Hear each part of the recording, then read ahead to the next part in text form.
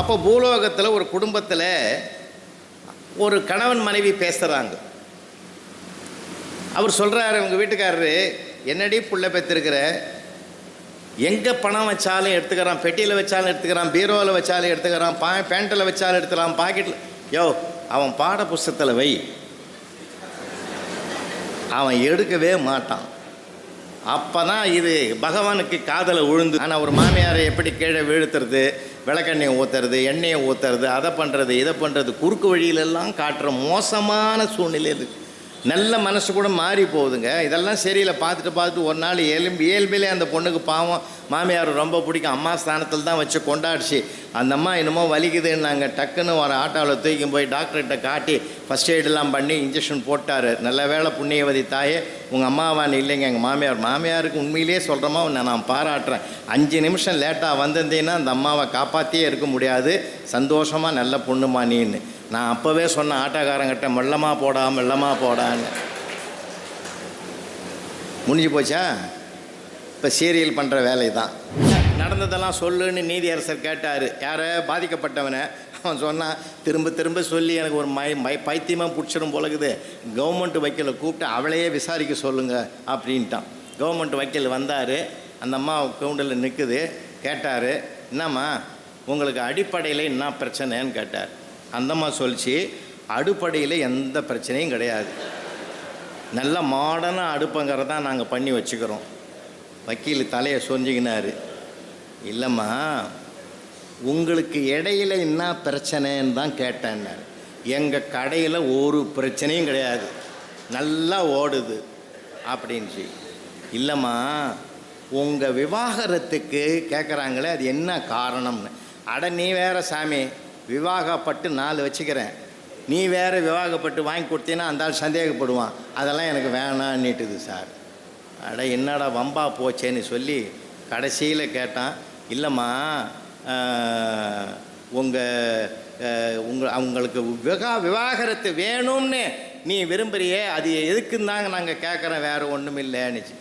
அது சொல்லிச்சு அந்த அம்மா, இப்போ கூட தான் நீங்கள் என்கிட்ட பேசுகிறீங்க, அவர் எப்போ பார்த்தாலும் என்ன சொல்கிறார் தெரியுமா, உங்ககிட்ட பேசுகிறப்பெல்லாம் எனக்கு மாரடைப்பு வர மாதிரி இருக்குதுன்னாரு. இப்போ உங்களுக்கு மாரடைப்பு வந்தது அப்படின்னு சொன்ன உடனே வக்கீலே மயங்க கீழே விட்டான் சார். நல்ல வேலைன்னு நினச்சேன், திடீர்னு கார் பஞ்சர் ஆகி போய் பிரேக் டவுன் ஆகி போய் நின்று போச்சுடான்னு முடிவு பண்ணேன். கடவுள் மாதிரி ஒருத்தன் பைக்கில் வந்து நம்மளை கூட்டு கனிவாக கொண்டாந்து விட்டான் பத்தியா, அவனை வாழ்நாள் பூரா மறக்க மாட்டேன். என் வாழ்க்கையிலே கண்கண்ட கடவுள் அவன் இந்த பைக்காரன்தான்னு அவனை பற்றி, ஐயோ அவங்ககிட்ட நம்பர் கூட வாங்கலையே நம்மன்னு வருத்தப்பட்டான் சார். ஒரு அரை மணி நேரத்துக்குள்ளே பைலட்டு அனௌன்ஸ் பண்ணார், இந்த விமானத்தில் எதிர்பாராத வகையில் கோளாறு வந்துட்டுது, பாராசூட்டை கையில் எடுத்துக்கின்னு அவங்கவுங்க தயாராக இருங்க, யார் யார் பழைப்பீங்களோ அவங்கவுங்க பழைச்சிங்கன்ட்டான். அப்போ அவன் மனசை நினைக்குது, ஆடாடா அரை மணி நேரம் லேட்டாக்கி நம்மளை நிறுத்த பார்த்தான் கடவுள், நாம் அதை நினைக்கல. டயரை பஞ்சராக்கி காரையே நிறுத்தி நம்மளை நிறுத்த சொன்னான் கடவுள், நாம் அதையும் மதிக்கலை. எங்கேருந்தோ ஒருத்தன் யமனாட்டம் வந்து என்னை கொண்டாந்து விட்டுட்டானே நினச்சான் சார். அரை மணி நேரத்துக்கு முந்தி தான் அவனை கடவுள்னு நினச்சான், அடுத்த அரை மணி நேரத்தில் அவனை யமன்னு நினைச்சான். பார்த்தீங்களா, இதுதான் மனிதனுடைய இயல்பு. தருமபுரியில் நடைபெற்ற 85வது ஆன்மீகத்தில் ஆனந்தம் நிகழ்வில் புலவர் மா ராமலிங்கம் அவர்கள் கற்றது கடுகளவு என்கின்ற தலைப்பில் ஆற்றிய உரையின் முழுமையான தொகுப்பினை இங்கே பதிவேற்றம் செய்திருக்கின்றோம்.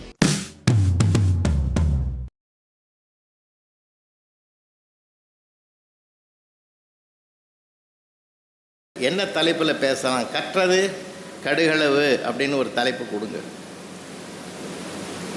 5 முறை வந்து உங்கள் ஆதரவை பெற்று 6வது முறையும் ஒரு பெருந்திரளான திருக்கூட்டத்தை நான் பார்க்க முடிந்தது என்றால் உண்மையிலேயே உங்களுக்கும் அன்னை தமிழுக்கும் நான் காலம்பூராகவும் நன்றி கடன் பட்டவன் என்பதை இந்த நேரத்தில் பெருமையாக சொல்வதிலே மகிழ்ச்சி அடைகிறேன். ரொம்ப மகிழ்ச்சி. பேரன்புக்கும் பெருமதிப்புக்குரிய பெரியவர்களே, தாய்மார்களே, நாம் என்ன நினைக்கிறோம், வாழ்க்கையில் எல்லாம் நமக்கு தெரியும் என்று நினைக்கிற ஒரு எண்ணத்தை தவிர்க்க வேண்டும் என்பது தான் இந்திய தேசத்திலே இருக்கக்கூடிய ஞானிகளும் சாதுக்களும் சொல்லிக் கொடுத்த அற்புதமான பாடம். அதனால தான் கற்றது கைமண்ணளவு கல்லாதது உலகளவுன்னு சொன்னாங்க. நாம் இப்படி பார்க்குற போது கற்றது கடுகளவு தான், கல்லாதது மலையளவு இருக்கு. ஒரு அழகான செய்தி ஒருத்தர் சொன்னார், கற்க வேண்டும் என்று நீ நினைத்தால் எதிலிருந்தும் கற்கலாம், பாடத்திட்டத்திலிருந்து தான் இல்லை, பாடப்புஸ்தகத்திலிருந்து தான் நம்ம எல்லாம் கற்கணுன்ற ஒரு விதி தான் இப்போ இருக்குது. கடவுள் கூட என்ன பண்ணாராம், நம்ம எங்கே எவருக்கே ஒரு கஷ்டம் வந்து தான், கற்பனையாக இருந்தாலும் அந்த கருத்தை எடுத்துக்கங்க. ஏன்னா கடவுள்கிட்ட ஒருத்தர் பெருமாளே கடவுளே எனக்கு மழை நல்லா பெய்யணும், அப்போ தான் நான் விவசாயம் செழிக்கணுன்றார். அவர் வேண்டிட்டு போயிட்டார். இன்னொருத்தர் வந்தார், கடவுளே மழையே வரக்கூடாது, அப்போ தான் நான் மண்பானையை செஞ்சு தயாரித்து சூளையில் வச்சு விற்பனை செய்ய முடியும், என் பொழப்பை கெடுத்துறாது. இப்போ கடவுளுக்கே சிக்கல் வந்தது. அவன் மழை வேணும்ன்றான், இவன் மழை வேணான்றான். நான் மழையை வர வைக்கிறதா நிறுத்துறதா? நாம் எங்கேயாவது இவங்க 2 பேர்கிட்டேருந்து தப்பிச்சுக்குவோம் அப்படியே நினச்சி எங்கே போய் ஒளியிறது, எங்கே இருந்தாலும் நம்மளை கண்டுபிடிச்சிடுறான். அப்போ பூலோகத்தில் ஒரு குடும்பத்தில் ஒரு கணவன் மனைவி பேசுகிறாங்க. அவர் சொல்கிறாரு, உங்கள் வீட்டுக்காரரு, என்னடி புள்ள பெற்றிருக்கிற, எங்கே பணம் வச்சாலும் எடுத்துக்கிறான், பெட்டியில் வச்சாலும் எடுத்துக்கிறான், பீரோவில் வச்சாலும் எடுத்துக்கிறான், பேண்ட்டில் வச்சாலும் எடுத்துக்கலாம், பாக்கெட்டில். யோ, அவன் பாட புஸ்தகத்தில் வை, அவன் எடுக்கவே மாட்டான். அப்போ தான் இது பகவானுக்கு காதலை விழுந்தது. தொட வேண்டிய பாட புஸ்தகத்தை அவன் தொடாமல் இருக்கிறான் இல்லையா, அங்கே பத்திரமாக பணத்தை வைக்கிறான். அப்போது நம்மளை நினைக்காத மனசுக்குள்ளே போய் நாம் உட்காந்துட்டா என்னான்னு எல்லாருடைய மனதிலும் போய் மறைந்து கொண்டானா கடவுள். ஏன்னா மனசுக்கு இருக்கிற கடவுளை விட்டுட்டு வெளியிலே தேடுறான் இவன். அதனால் அவன் மனம்தான் சரியான இடம், பாட புஸ்தகம்தான் சரியான இடம் என்று அவன் தேர்வு செஞ்ச மாதிரி பக்தன் மனிதனுடைய மனம்தான் நாம் தங்குகிற இடம் அப்படின்னு அங்கே விட்டுட்டு மற்ற இடங்கள்லாம் தேடுவான் இவன்னு அங்கே மனசில் உட்காந்தாருன்னு ஒரு அழகான ஒரு சாதுவினுடைய செய்தியை நான் படித்தேன்.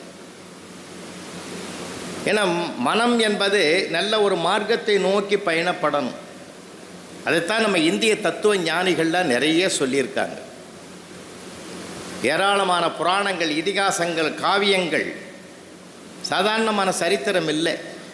உங்களுக்கே எல்லாருக்கும் தெரியும், கிருதயுகம், திரேதாயுகம், துவாபர யுகம், கலியுகம் அப்படின்னு 4 யுகங்களில் என்னென்ன நடந்ததுன்னு தெரியும்.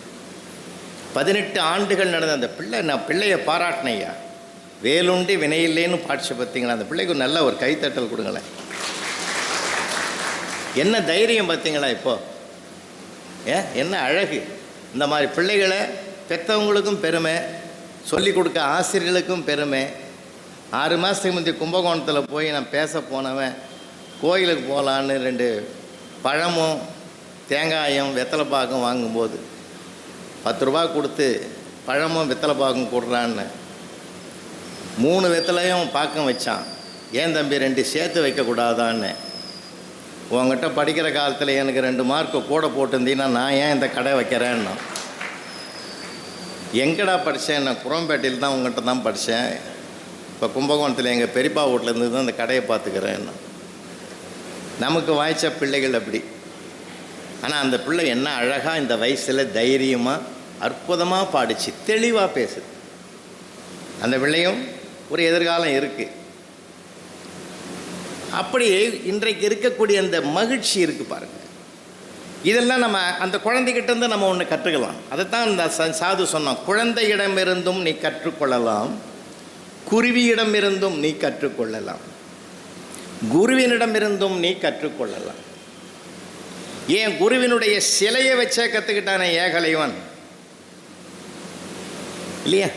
அப்போ கற்றுக்கொள்ள வேண்டும் என்ற எண்ணம் வரணும் முதல்ல. தான் அதனால தான் திருவள்ளுவர் சொன்னார், கற்க கசடர கற்பவை கற்றபின் நிற்க அதற்கு தகனார். உங்களுக்கு கேள்விப்பட்டிருப்பீங்க, 7 சொல்லிலும் துணைக்கால் இல்லை. கற்க வேண்டிய நூல்களை கற்று நிற்க வேண்டிய நெறியில் நிற்பவனுக்கு துணைக்கால் தேவையில்லை, தன்காலே போதும் என்ற தன்னம்பிக்கையை வெளிப்படுத்துகிற அழகான குரல் அது என்பது நமக்கு புரியும். அப்போது நம்ம கற்பதற்கு வயதும் கிடையாது. படிச்சுக்கிட்டே இருக்கலாம், கற்றுக்கொண்டே இருக்கலாம். அப்படி இந்த கற்றுக்கொண்டே இருக்கிற ஒரு செயல்தான் ஒரு மனிதனை விலங்கிலிருந்து வேறுபடுத்துகிறது.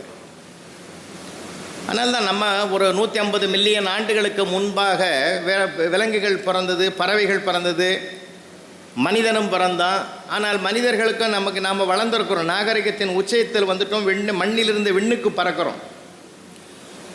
ஆனால் விலங்குகளும் பறவைகளும் அதே எல்லை கட்டத்திலேயே தான் நிற்குது. இன்னும் சொல்ல போனால் விலங்குகளுக்கு மனிதனுக்கு என்ன வித்தியாசம், விலங்குகள்லாம் குறுக்க வளரும், மனிதன் மட்டுமா நேராக வளர்றான். மனிதனுடைய மதிப்பு என்னன்னா அவன் பெறுகிற அறிவை பொறுத்தது தான், கற்ற நூல்களின் ஞானத்தை பொறுத்தது தான். விலங்குகள் எடையை பொறுத்தது தான். ஒரு ஆட்டை வாங்குறான்னா எத்தனை கிலோ தேரும் தான், கோழி வாங்கினா எத்தனை கிலோ தேரும் தான். அது எடையை வைத்து தீர்மானிப்பது, இது நடையை வைத்து தீர்மானிப்பது மனிதனை பார்க்குறோம். அப்போ அந்த நடையிற் சிறந்த நாயகன் அப்படின்னு சொல்லிட்டு கம்பன் சொல்கிறான் ராமபிரானை. அப்படின்னா நம்ம அந்த நல்ல நன்னடத்தை, நல்ல ஒழுக்கம், இவற்றையெல்லாம் கற்றுக் கொடுக்கக்கூடிய ஒரு பெருமை மனிதனுக்கு மட்டும் வாய்க்கப்பட்டதனால்தான் மனிதன் இந்த உயரத்தை தொற்றிருக்கிறான். சரி, கற்பதற்கு எது வேணும்? முதல்ல ஆர்வம் வேணும். அதுக்கு அடுத்தது என்ன வேணும்? அவனுடைய மனம் அதற்கு தயாராக இருக்கணும். என்னுடைய மனம் என்னிடத்தில் இருந்தால்தான் நான் எதை கற்றுக்கொண்டாலும் அது உள்நோக்கி பாயும். நம்ம உள்நோக்கி பாயாத எது ஒன்றும் நம்மளால் கற்கவே முடியாது. அது எதுவாக இருந்தாலும் சரி. அப்பாவிட்டேருந்து ஒன்று கற்றுக்கலாம், அம்மா கிட்டேருந்து ஒன்று கற்றுக்கலாம். அப்துல் கலாம் சொன்னார், நான் கடல் அலையரிடத்திலிருந்து ஓயாத உழைப்பை கற்றுக்கொண்டேன்னு சொன்னார். கவியரசு கண்ணதாசன் தன் லைஃபையும் முடிச்சுக்கலான்னு போய் கடற்கரை ஓரமாக உட்கார்றார். ஒரு நண்டு ஒன்று கரைக்க வருது, அலையை அடிச்சுட்டு வருது. வந்துட்டோன்னு நினைக்கிற போது அலை மறுபடியும் இழுக்கும் போகுது. இப்படியே இந்த நாடகத்தை பார்க்குறார். ஆனால் நண்டு கடைசி வரைக்கும் ஒரு 10 முறை போராடி அப்படியே கடையை பிடிச்சிக்கிது போகுது. அப்போ தான் கண்ணதாசனுக்கு உள்ளே ஒரு யோசனை வருது, ஆஹா, ஒரு நண்டே இந்த போராட்டத்தில் ஜெயிப்பதற்கு வேண்டிய முயற்சியை எடுத்துக்கொண்டதென்றால் இந்த வாழ்க்கை கடலில் நான் ஏன் முயற்சிக்கக்கூடாது என்று கடற்கரையை விட்டு எழுந்து வீட்டுக்கு வந்துட்டேன். அவர் பட்ட முயற்சியெல்லாம் உங்களுக்கு தெரியும், சாதாரணமான சரித்திரம் இல்லை அவருடையது. அதே மாதிரி தான் ஒரு காலகட்டத்தில் வாலி தன்னுடைய வாழ்க்கையை முடித்து கொள்ளலாம் என்று நினைத்த போது மயக்கமா கலக்கமா, மனதிலே குழப்பமா, வாழ்க்கை என்றால் 1000 இருக்கும், வாசல்தோறும் வேதனை இருக்கும் என்ற பாடலை கேட்ட மாத்திரத்திலே தனக்குள் ஒரு மாற்றத்தை உருவாக்கி கொண்டு கண்ணதாசனை போல இவரும் தன் மனம் மாறி வாழ்க்கையிலே ஜெயிக்கணும்னு ஆசைப்பட்டு தன்னுடைய முயற்சியை கைவிட்டார். எவ்வளோ விஷயங்கள் இருக்கு. அதனால் நமக்கு வாழ்க்கையில் கற்றுக்கொண்டே இருக்கிறவனுக்கு இதிலேருந்தும் கற்கலாம். எந்த சூழ்நிலையிலும் மனிதன் கற்கலாம். நாம் நினைக்கிறோங்க, நிறைய கொஞ்சம் செய்திகளோடு நான் அப்புறம் வரேன். இப்போ நம்ம எல்லாருக்கும் திறமை இல்லாத மனிதர்கள் பிரபஞ்சத்திலே கிடையாது சார். எல்லா இடங்களுக்கும் எல்லாருக்கும் திறமை இருக்குது. ஒரு ஆணுக்கு இருக்குது திறமை, ஒரு பெண்ணுக்கு இருக்குது, குழந்தைகளுக்கு இருக்குது. திறமைகளையும் கூட ரசிக்கிறதுக்கு மனோபாவம் நமக்கு வேணும், ரசனை வேணும் மனிதனுக்கு உண்மையிலே. அதனால்தான் எத்தனை கோடி இன்பம் வைத்தாய் எங்கள் இறைவான்னு பாரதி பாடினான். அதை ரசிக்கிற பார்வை மனோபாவம் அவனுக்கு இருந்தது. அதனால்தான் அடுத்த வேளைக்கு இருந்த ஆழாக்கு நொய்யை கூட வீதியில் வீசி எறிந்து கொத்தி தின்கிற காக்கைகளையும் குருவிகளையும் பார்த்து, காக்கை குருவி எங்கள் ஜாதி நீள் கடலும் மலையும் எங்கள் கூட்டம் நோக்கும் திசையெல்லாம் நாமன்றி வேறில்லை நோக்க நோக்க களியாட்டம்னு ஆனந்தமாக பாடினான். அடிவயிறு காயுமே நான் அவஸ்தைப்படலை.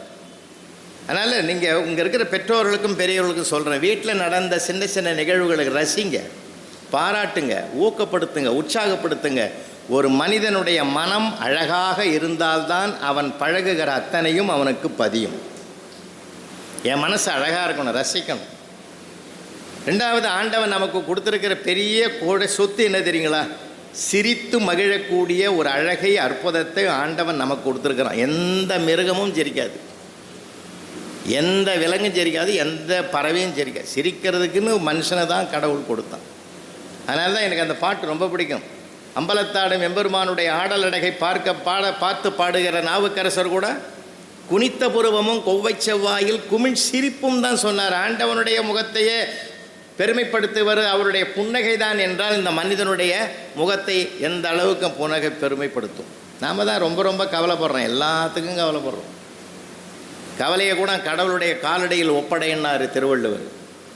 தனக்கு ஊமை இல்லாதான் தாழ் சேர்ந்தார்கல்லால் மனக்கவலை மாற்றல் அறி. அதனால் மனசில் கவலையை சுமந்தால் எந்த கற்பதும் நின்றுடும், கற்கவே முடியாது. தோல்வியை கூட சுகமாக பார்க்க பழகிவிட்டால் வாழ்க்கை சுகமான பயணமாக இருக்கும், வெற்றியை நோக்கி பயணப்பட முடியும். இதைத்தான் நம்ம பெரியவங்க சொன்னாங்க. நமக்கு திறமை இல்லாமல் இல்லை, ஆச்சரியமான விஷயங்கள் நிறைய இருக்கு. எதையுமே நல்ல பார்வையாக பார்க்கணும். அந்த அனுபவம் என்பது தான் பட்டறிவுன்னு சொல்கிறான். புத்தகம் நமக்கு படிப்பறிவை தரும், அனுபவம் நமக்கு பட்டறிவை தரும். பெருந்தலைவர் காமராஜர் எந்த புத்தகத்தை படித்தார்? எந்த புத்தகத்தைங்க படித்தார்? ஆனால் இன்றைக்கு காலம் முழுவதும் அவரை நாம் படிக்க வேண்டும். வரலாறு உள்ளவரையில் அவரை நாம் படிக்கணும். சும்மா பேசுகிறார் இல்லை, நம்ம கூட இருக்கிறவங்க கிட்ட உட்காந்துக்கிட்டே பேசினார். நம்ம எவ்வளவு முயற்சி பண்ணாலும் பள்ளிக்கூடம் வரமாட்டேன்றானுங்களே, படிக்க மாட்டேன்றானுங்களே அப்படின்னு ஒருத்தர் சொல்கிறார் அதிகாரி. நான் மதிய உணவு போடுறேன்னு தானாக வருவான்னு அப்படின்னார். அதே மாதிரி போட்டாராம், வந்தான், படித்தான். அப்படி படித்து உருவானவர்கள் தான் நானும் எங்களுடைய பாபு சிங்கும். அந்த திட்டமெல்லாம் அப்போ வரலன்னா நாங்கள் படித்தே இருக்க முடியாது. எப்படிப்பட்ட பெருமைக்குரியவர்! நீங்கள் யூடியூப்பில் நான் சொல்லியிருப்பேன்னு நினைக்கிறேன், இருந்தாலும் நான் நினைவுபடுத்துகிறேன் உங்களுக்கு. பெருந்தலைவர் காமராஜர் முதலமைச்சராக இருக்கிற காலத்தில் ஒரு நிகழ்வு நடந்தது. அங்கே எம்எல்ஏ ஹாஸ்டல் இன்றைக்கி இருக்குது. எம்எல்ஏ ஹாஸ்டலில் பார்த்தீங்கன்னா ஒவ்வொரு எம்எல்ஏவுக்கும் ஒரு சட்டமன்ற உறுப்பினருக்கும் ஒரு அறையை கொடுத்து ஒரு உதவியாளரை போட்டிருப்பாங்க. அப்போ ஃபார்வர்ட் பிளாக் கட்சியிலேருந்து தேர்வு செய்யப்பட்ட மூகே தேவர் என்ற சட்டமன்ற உறுப்பினர் ஐயா அவங்களுக்கு ஒரு ரூமு கொடுத்துருக்காங்க. அந்த ரூமில் அவருக்கு ஒரு உதவியாளர், அவர் பேர் மண்ணாங்கட்டின்னு பேர். நம்ம கிராமத்தெல்லாம் பார்த்திங்கன்னா அந்த மாதிரி வைப்பாங்க, பச்சை மண்ணாங்கட்டி அந்த மாதிரிலாம் பேர் வைப்பாங்க. அதை பேர் வைக்கிறது இப்போல்லாம் நமக்கு வாயில் நுழைய முடியாத அளவுக்கு பேர் வைக்கிறான். இப்போ வைக்கிற பேரே வேறு. அவங்க அந்த காலத்தில் அப்படிலாம் வைப்பாங்க. அப்போ அந்த மண்ணாங்கட்டின்னு கூடன்றவர் தான் உதவியாளராக இருக்கிறார். அப்போ டிவி கிடையாது, செய்தி ரேடியோவில் தான் கேட்க முடியும். 6 மணி செய்தி மாலையில் வருது, ஆகாஷவாணின்னு சொல்லிவிட்டு செய்தி வருது. தமிழ்நாடு அரசாங்கத்தில் முதலமைச்சர் ஒரு ஜீவோ வெளியிட்டார், கையெழுத்து இன்றைக்கி ஆயிட்டுது. அரசாங்க வேலையில் இருப்பவர்கள் குறைந்தபட்சம் 5ஆம் கிளாஸ் படிச்சிருக்க வேண்டும், கையெழுத்து போட தெரிந்திருக்க வேண்டும் என்று ஜீவோ பாஸ் ஆகிட்டுதுன்னு வந்தது. இதை கேட்ட உடனே மண்ணாங்கட்டி 6 விரலில் தூக்கி மூகே தேவருக்கு முன்னாடி நின்று கதறி கதறி அழறான். என்னாச்சுடா, 6 விரல் அடிபட்டுதான்னாரு. அடிபடலை, ஒன்று மடலை, எனக்கு 6 பசங்க, நான் எப்படி பிழைக்க போகிறேன்னு தெரியல, நான் 5ஆம் கிளாஸும் படிக்கலை, கையெழுத்தும் எனக்கு போட தெரியாது, என் பொழப்பு போச்சுன்னா என்ன ஆகும்? நீங்கள் தான் முதலமைச்சருக்கு ரொம்ப நெருக்கமானவர், நீ தான் ஏதாவது என் வாழ்க்கைக்கு உத்தரவாதம் கொடுக்கணும், காப்பாற்றுன்னு காலை பிடிச்சிட்டான். மூகே தேவருக்கு மணி பார்த்தாரு 6:30. இவனை எப்படியாவது சமாளிக்கணும், இல்லைன்னா தூங்க விட மாட்டான் ராத்திரி. அதனால் என்ன பண்ணார், அப்போல்லாம் இந்த டெலிஃபோனு இல்லையா, இப்போ தானே செல்லு. அப்போ டெலிஃபோன் என்ன பண்ணார், நான் அதை எடுத்து நான் நம்பர் போட்டு செக்ரட்டேரியட் நம்பர் போட்டு, அவர் மனசுக்குள்ளே என்ன நினச்சார், இவனை மாதிரி ஒரு பியூன் தான் செக்ரட்டேரியட்டில் இருப்பான், எல்லாம் வேலைக்கு அதிகாரிகள்லாம் போயிட்டுருப்பான், இதையாவது ஒன்று சொல்லி இவனை சமாளிப்போம் தற்காலிகமானு சொல்லி நான் நம்பர் போட்டு தரேன், நான் சொல்கிற மாதிரி சொல்லு. சரி சொல்கிறேன்ட்டான் அவனுக்கு. ஏன்னா அவனுக்கு ஏதோ பிரச்சனை தேரணும். ஃபோனை வாங்கிட்டு சொன்னார் இவர், கொடுத்துட்டு, படிக்காத ஒருத்தரே முதலமைச்சராக இருக்க போது இந்த படிக்காத மண்ணாங்கட்டி ஏன் பியூனாக இருக்கக்கூடாதுன்னு கேளு. சரி சார், சரி சாமின்ட்டான். வாங்க நான் போனேன், படபடன்னு பேசிட்டான். படிக்காத ஒருத்தரே முதலமைச்சராக இருக்கிற போது படிக்காத இந்த மண்ணாங்கட்டி ஏன் பியூனாக இருக்கக்கூடாதுன்னு மூகே தேவர் கேட்க சொன்னார். இப்போ மூகே தேவருக்கு வேர்த்து கொட்டுது. அடே, நீ கேட்குற மாதிரி கேட்க சொன்ன, என்னையாண்டா போட்டு கொடுத்துட்ட. நீங்கள் தானே கேட்க சொன்னீங்க, நீங்கள் தானே கேட்க சொன்னீங்க. என்னமோ நடக்க போகுதுன்னு அவர் முடிவு பண்ணிட்டார். ஃபோனை வச்சாச்சு. 1/2 மணி நேரத்தில் ஒரு ஆள் வரான். இங்கே தேவர் ஐயாவையும் அந்த பியூன் உதவியாளரையும் கூட்டின்னு வர சொன்னாங்க. எங்கன்னு செக்ரட்டேரியட்டுக்கு வர சொன்னாங்க. நேராக 2 பேரும் பயந்துன்னு தான் போனாங்க, என்ன ஆகுமோன்னு.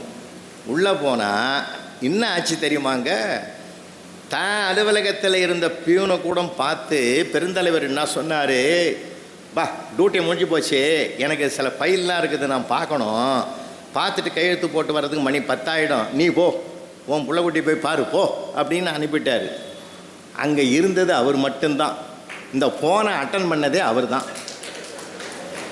இப்போ நிலைமை புரியுதுங்களா உங்களுக்கு? இவர் இதை புரிஞ்சுக்கினார் முக்கியத்தேவர், என்னமோ ஆக போகுதுன்னு முடிவு பண்ணார். ஆனால் மண்ணாங்கட்டியும் இவரும் உள்ளே போன உடனே பெருந்தலைவர் சொன்ன முதல் வார்த்தை என்ன தெரியுமா?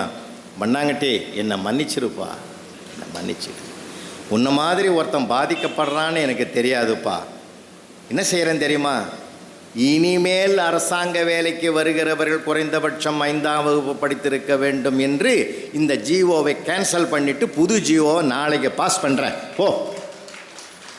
இந்த மனிதநேயத்துக்கு பேர் தான் பெருந்தலைவர் காமராஜர். இந்த பண்பாடு நமக்கு வர பாதிக்கப்படுகிற ஒருத்தன்னு பார்க்கலைங்க அவர். அப்போ இதை உலகம் கற்கணும். இது எந்த பாட புத்தகத்தில் இருக்குது? உலகம் கற்க வேண்டிய பெரிய ஒரு கல்வி நிலையமாக இருந்தார் அவர். ஒரு நடமாடும் பல்கலைக்கழகமாக இருந்தார். எவ்வளவு விஷயங்களை சொல்லிக்கிட்டே போகலாம். அப்போ கற்பது என்பது எதிலிருந்தும் கற்கலாம். நம்ம நினைக்கிறோம் நம்ம 6 அறிவு படைத்தவர், நமக்கு தான் எல்லாம் தெரியும், அது தெரியும். நிறைய பேர் கற்கிறது என்ன பல வகையில் இருக்குது. இப்போ ஒரு சின்ன உதாரணம் சொல்கிறேன்னே. செகண்ட் ஷோ போயிட்டு வர்றாங்க கணவனும் மனைவியும். செகண்ட் ஷோ போட்டுட்டு தெருக்கு அது பூட்டிட்டு தான் போனாங்க. பூட்டிட்டு தான் போன திரும்பி வந்து பார்த்தா தெரு லைட்லையும் ஏரியில் ஒரே இருட்டாகுது, கரண்ட்டு வேறு இல்லை. அவன் சொன்னான், நான் இருட்டிலே பூட்டு திறந்து பழக்கம், உன்னை எழுப்பக்கூடாது, நானாக ஒரு சாவி எடுத்து போய் திறந்து பழக்கம், இப்படி கூட நான் திறக்கிறேன். ஆமாம் விடு அப்படின்னு சொல்லிவிட்டு இந்த டார்ச்சை நீ பிடி, நான் திறக்கிறேன்னா அந்த அம்மா. இவனும் டார்ச் இந்த செல்லுலேருந்து பிடிக்கிறான். இந்த அம்மா போட்டு குடையுது, அது திறக்கலை. 15 நிமிஷம் ஆகிப்போச்சு. இப்படி குண்டா அப்படின்னு வெடுக்குன்னு வாங்கி திறந்துட்டான் சார். அடுத்தது கையை வச்சான், திறந்து போச்சு. அந்த அம்மா செல்லை அப்படி பிடிச்ச வேகத்தில் திறந்துட்டான். அந்த அம்மா சொல்லிச்சு, இப்போ தெரியுதா டார்ச்சை எப்படி பிடிக்கணும்னு?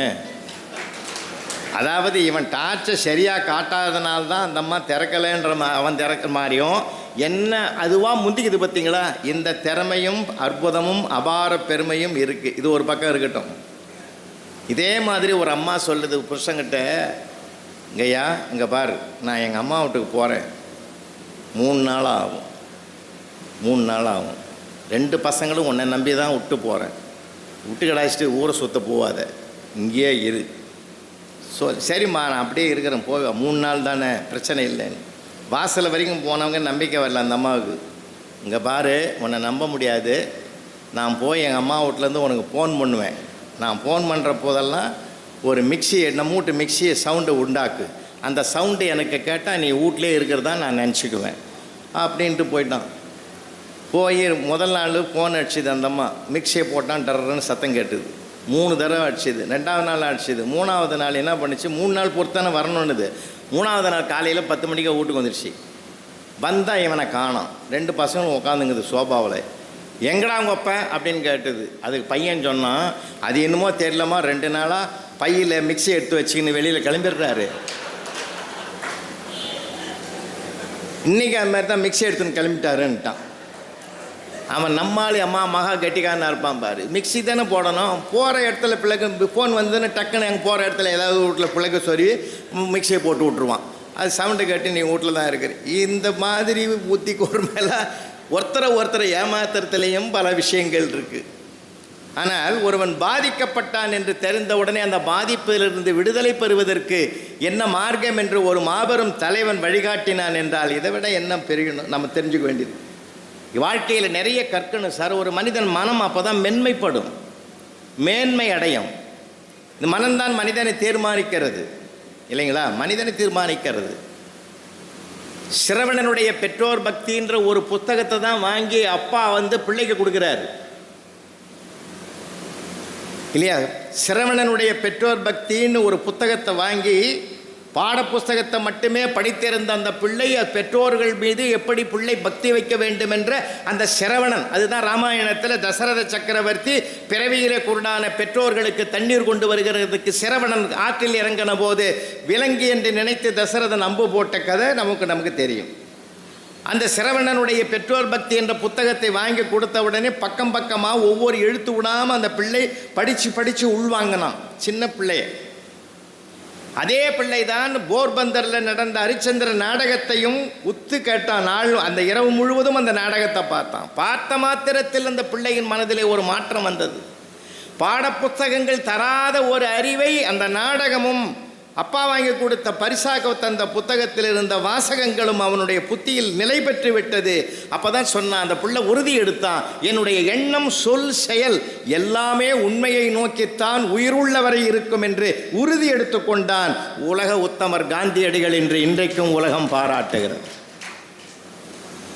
அப்போ நாம கற்றுக்கொள்ளுகிற பண்புகள் இருக்குது பார்த்தீங்களா, அதுதாங்க நம்ம வாழ்க்கையில் உயர்த்தும். ஏன்னா கற்றது சும்மா கொஞ்சம் நம்ம படிக்கிறது பூரா ஒரு வேலைக்கு தான் படிக்கலாம், அதானே உண்மை. ஒரு வேலைக்கு போகணும், அவ்வளோதான், சம்பாதிக்கணும், அதுதான். இன்ஜினியரா டாக்டரா மனித தன்மையோடு இருக்கணும் இல்லை. அதனால தான் வேதாத்திரி மகரிஷி ரொம்ப அழகானது, மனவளக்கலை என்ற நூல் வாய்ப்பு இருந்தால் படிங்க. மனிதனுடைய மனம் எப்படி செம்மையடைய வேண்டும் என்ற மார்க்கங்களை எல்லாம் நிறைய சொல்லியிருக்கிறார். வாழ்க்கை எப்படி சீராக இருக்கும், அவர் எவ்வளவோ குணங்கள் இருக்குது, எவ்வளவோ பண்புகள் இருக்குது. பண்பாடு நாகரிகம்னு சொல்கிறோமே, நாகரிகம் வெளி உலகத்தை சார்ந்தது, பண்பாடு மன உலகத்தை சார்ந்தது. பண்பட்ட மனம், நிலம் பண்பட்டால் நல்ல நெல் விளையும், மனம் பண்பட்டால் நல்ல சொல்லும் செயல்களும் விளையும். மனம் பண்படணும் சார், இந்த மனம் பண்படணும். அதெல்லாம் தான் நம்ம எதில் இருக்கிற எந்த உயர்வையும் எடுத்துக்கலாம். ஆச்சரியமான விஷயங்கள் உலகத்தில் நிறைய உண்டு தெரியுமா உங்களுக்கு.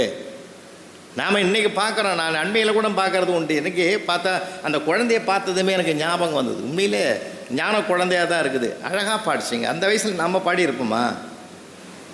நாங்கள்லாம் ஆசிரியருங்க, கிளாஸ் ரூமில் என்ன தெரியுமா நடக்கும், யார் தம்பி கந்தசாமி பாடுன்னா சார் அவன் பாடுவான்னுவான். எந்த பையனும் நான் பாடுவேன் நான் பேசுவேன் அப்படின்னு சொன்ன வரலாறே கிடையாது. இன்னொருத்தரை தான் நம்ம உதாரணமாக காட்டுவோம். ஆனால் அந்த பிள்ளை பாடிச்சு பார்த்தீங்களா. நிறைய பிள்ளைகளுக்கு அறிவு இருக்கிறது, ஆற்றல் இருக்கிறது. தயவு செய்து அன்பையும் அருளையும் கருணையையும் இரக்கத்தையும் மனிதநேயத்துமாக பண்பாட்டை நாம தான் கண்டிப்பாக சொல்லி கொடுக்கணும் பெற்றோர்கள். அதுக்கு தான் நான் இதை போட்டது, இந்த தலைப்பு. நாம் படித்தா போதும், மார்க் வாங்கினா போதும்னு நினைக்கிறோம். ரொம்ப சிரமம் இப்போ இருக்கிற காலகட்டத்தில். வெறும் மார்க் மட்டும் மனிதனை ஆக்காது. நம்ம விட பறவைகள் என்ன அழகாக இருக்குதுங்க, ஆச்சரியமான விஷயங்களா. நன்மையில் சில புத்தகங்களை படிக்கிற போது எனக்கு ஆச்சரியம் தாங்கலை. நான்லாம் கிராமத்தில் பிறந்து வளர்ந்தான். அனந்தபுரம் போர்டு ஹை ஸ்கூலில் தான் நானும் அவரும் படித்தோம். விழுப்புரம் தாலுக்கா, செஞ்சி பக்கத்தில் தான், செஞ்சி தாலுக்காவில் அனந்தபுரத்தில். நான் பக்கத்தில் தான் பனமலைப்பேட்டைன்னு ஒரு ஊரில் பிறந்து வளர்ந்தவன். அங்கே எங்கள் ஊர் மலைக்கோயிலில் தாளகிரி ஈஸ்வரன்னு பேர். தாளன்னா பனைன்னு அர்த்தம். அந்த பனை மரங்கள் நிறைந்த ஊர். அழகான ஆச்சரியமான விஷயம் நான் பார்த்தது என்ன தெரியுமா, அந்த பனை மரத்தில் தூக்குனாங்குருவி கூடு கட்டும். அழகான கூடு, எந்த சிவில் இன்ஜினியராலும் கட்ட வேணாம். அந்த கூட்டை அழகாக அறுபடாமல் பிரித்தாலே போதும், பிரிக்கக்கூட முடியாதுங்க. அது எந்த பல்கலைக்கழகத்தில் போய் எந்த காலேஜில் படிச்சது அது எதுவும் தெரியாது, அதுக்கு எதுவும் தெரியாது. ஆனால் ஒரு அழகான கூட்டு, அதுக்கு ஒரு நுழைவாயில், அதுக்கு ஒரு பள்ளம், என்ன அழகு. அதில் இன்னும் ஆச்சரியம் என்ன தெரியுங்களா, ஆண் பனை பெண் பனைன்னு ரெண்டு இருக்குது. ஆண் பனையில் மனுஷன்கிட்டே போக மாட்டான், அதுக்கு தேவையே இல்லை. அங்கே பெண் பனையில் போய் மலை ஏறுவான். ஏன்? நுங்கு கிடைக்கும். இந்த குருவிக்கு என்ன ஞானத்தை கடவுள் கொடுத்துருக்கான் பார்த்தீங்களா. ஆண் பனையில் ஒரு கூடு கட்டும், பெண் பனையில் ஒரு கூடு கட்டும். பெண் பனையில் கட்டிய கூட்டில் கணவன் மனைவியாக சேர்ந்து வாழும். ஆண் பனையில் கட்டிய கூட்டில்தான் முட்டைகளை வைக்கும். ஏன் தெரியுமா? இந்த முட்டை பொரித்து குஞ்சுகளாக மாறுகிற போது யாராலும் தொந்தரவு வரக்கூடாது என்பதற்காக ஆண் பனையிலே எவரும் வரமாட்டார்கள் என்பதனால் அந்த குஞ்சுகளுக்கு பாதுகாப்பு தேடுகிற வகையில் அங்கே முட்டைகளை வைத்து இங்கே வாழ்க்கையை நடத்துது.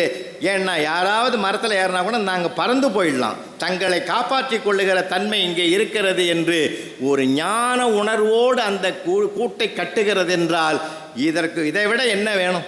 அதுக்கு உரிய ஞானத்தையும் அறிவும் கடவுள் வச்சு தான் இருக்கிறோம். இது ஆச்சரியமான விஷயம் சார். அப்போ அதிலிருந்து நம்ம கற்றுக்கலாம். இப்போ நம்ம அவைகள் கூடு கட்டுகிறதே, மனிதர்கள் வீடு கட்டுகிறார்கள்.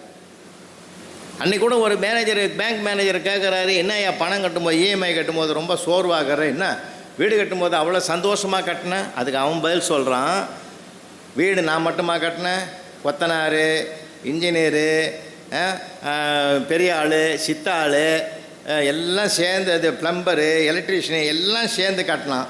இஎம்ஐ நான் மட்டும்தானே கட்டுறேன்னா, அது நீ தானே சொந்த வீடு நீ தான் கட்டணும். ஏன்னா அங்கே கட்டுற போது இருந்த ஆனந்தம் இங்கே கட்டுற போது இருக்காது. மனிதன் வாழ்வது வீடு, என்ன அழகு பாருங்கள். அங்கே கூடு கட்டுவதற்கும் ஒரு ஞானத்தை கொடுத்தான், வீடு கட்டுவதற்கும் ஒரு ஞானத்தை கொடுத்தான்.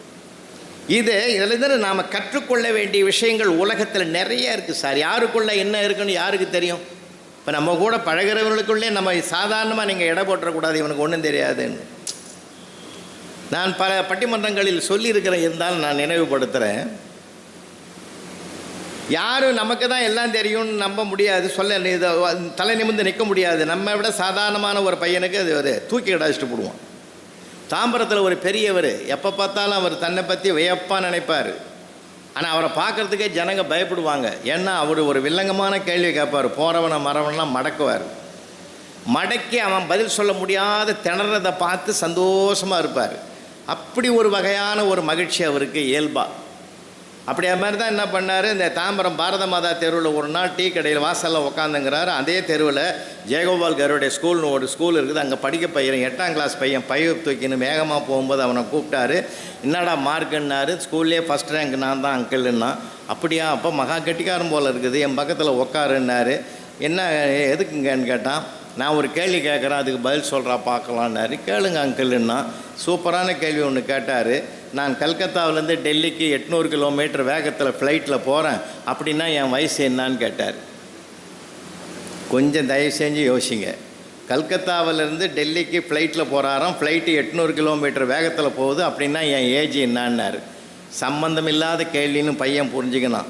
எக்ஸாக்ட்லி உங்களுக்கு 60 ஐயா அங்கிள்னா. கட்டி பிடிச்சிக்கிட்டாரு. நீ ஸ்கூல் ஃபஸ்ட் இல்லைடா, ஸ்டேட் ஃபஸ்ட்டே வருவிடா, அவ்வளவு அறிவுடா, கரெக்டாக எனக்கு 60 தான்டா, எப்படா கண்டுபிடிச்சேன்னாரு. எங்கள் வீட்டில் இவங்க ஒரு அண்ணங்கிறான், அவன் ஏடா கூடமாக பேசுவான், அவன் பேசுகிறதுக்கும் ஒன்றும் சம்பந்தமே இருக்காது. அவனை நாங்கள் எல்லாரும் அரக்கிருக்குன்னு கூப்பிடுவோம். அவனுக்கு வயசு 30.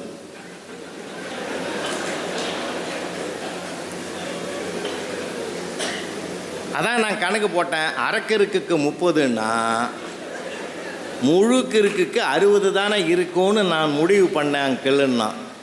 இப்போது அவர் டைரி எடுத்து எழுதிட்டார், இனி வாழ்நாளில் நான் யாரையுமே கேள்வி கேட்க மாட்டேன்னு முடிவு எடுத்துட்டார். ஏன்னா இப்படிலாம் பதில் சொன்னால் தான் சில பேர் அடங்குவான்.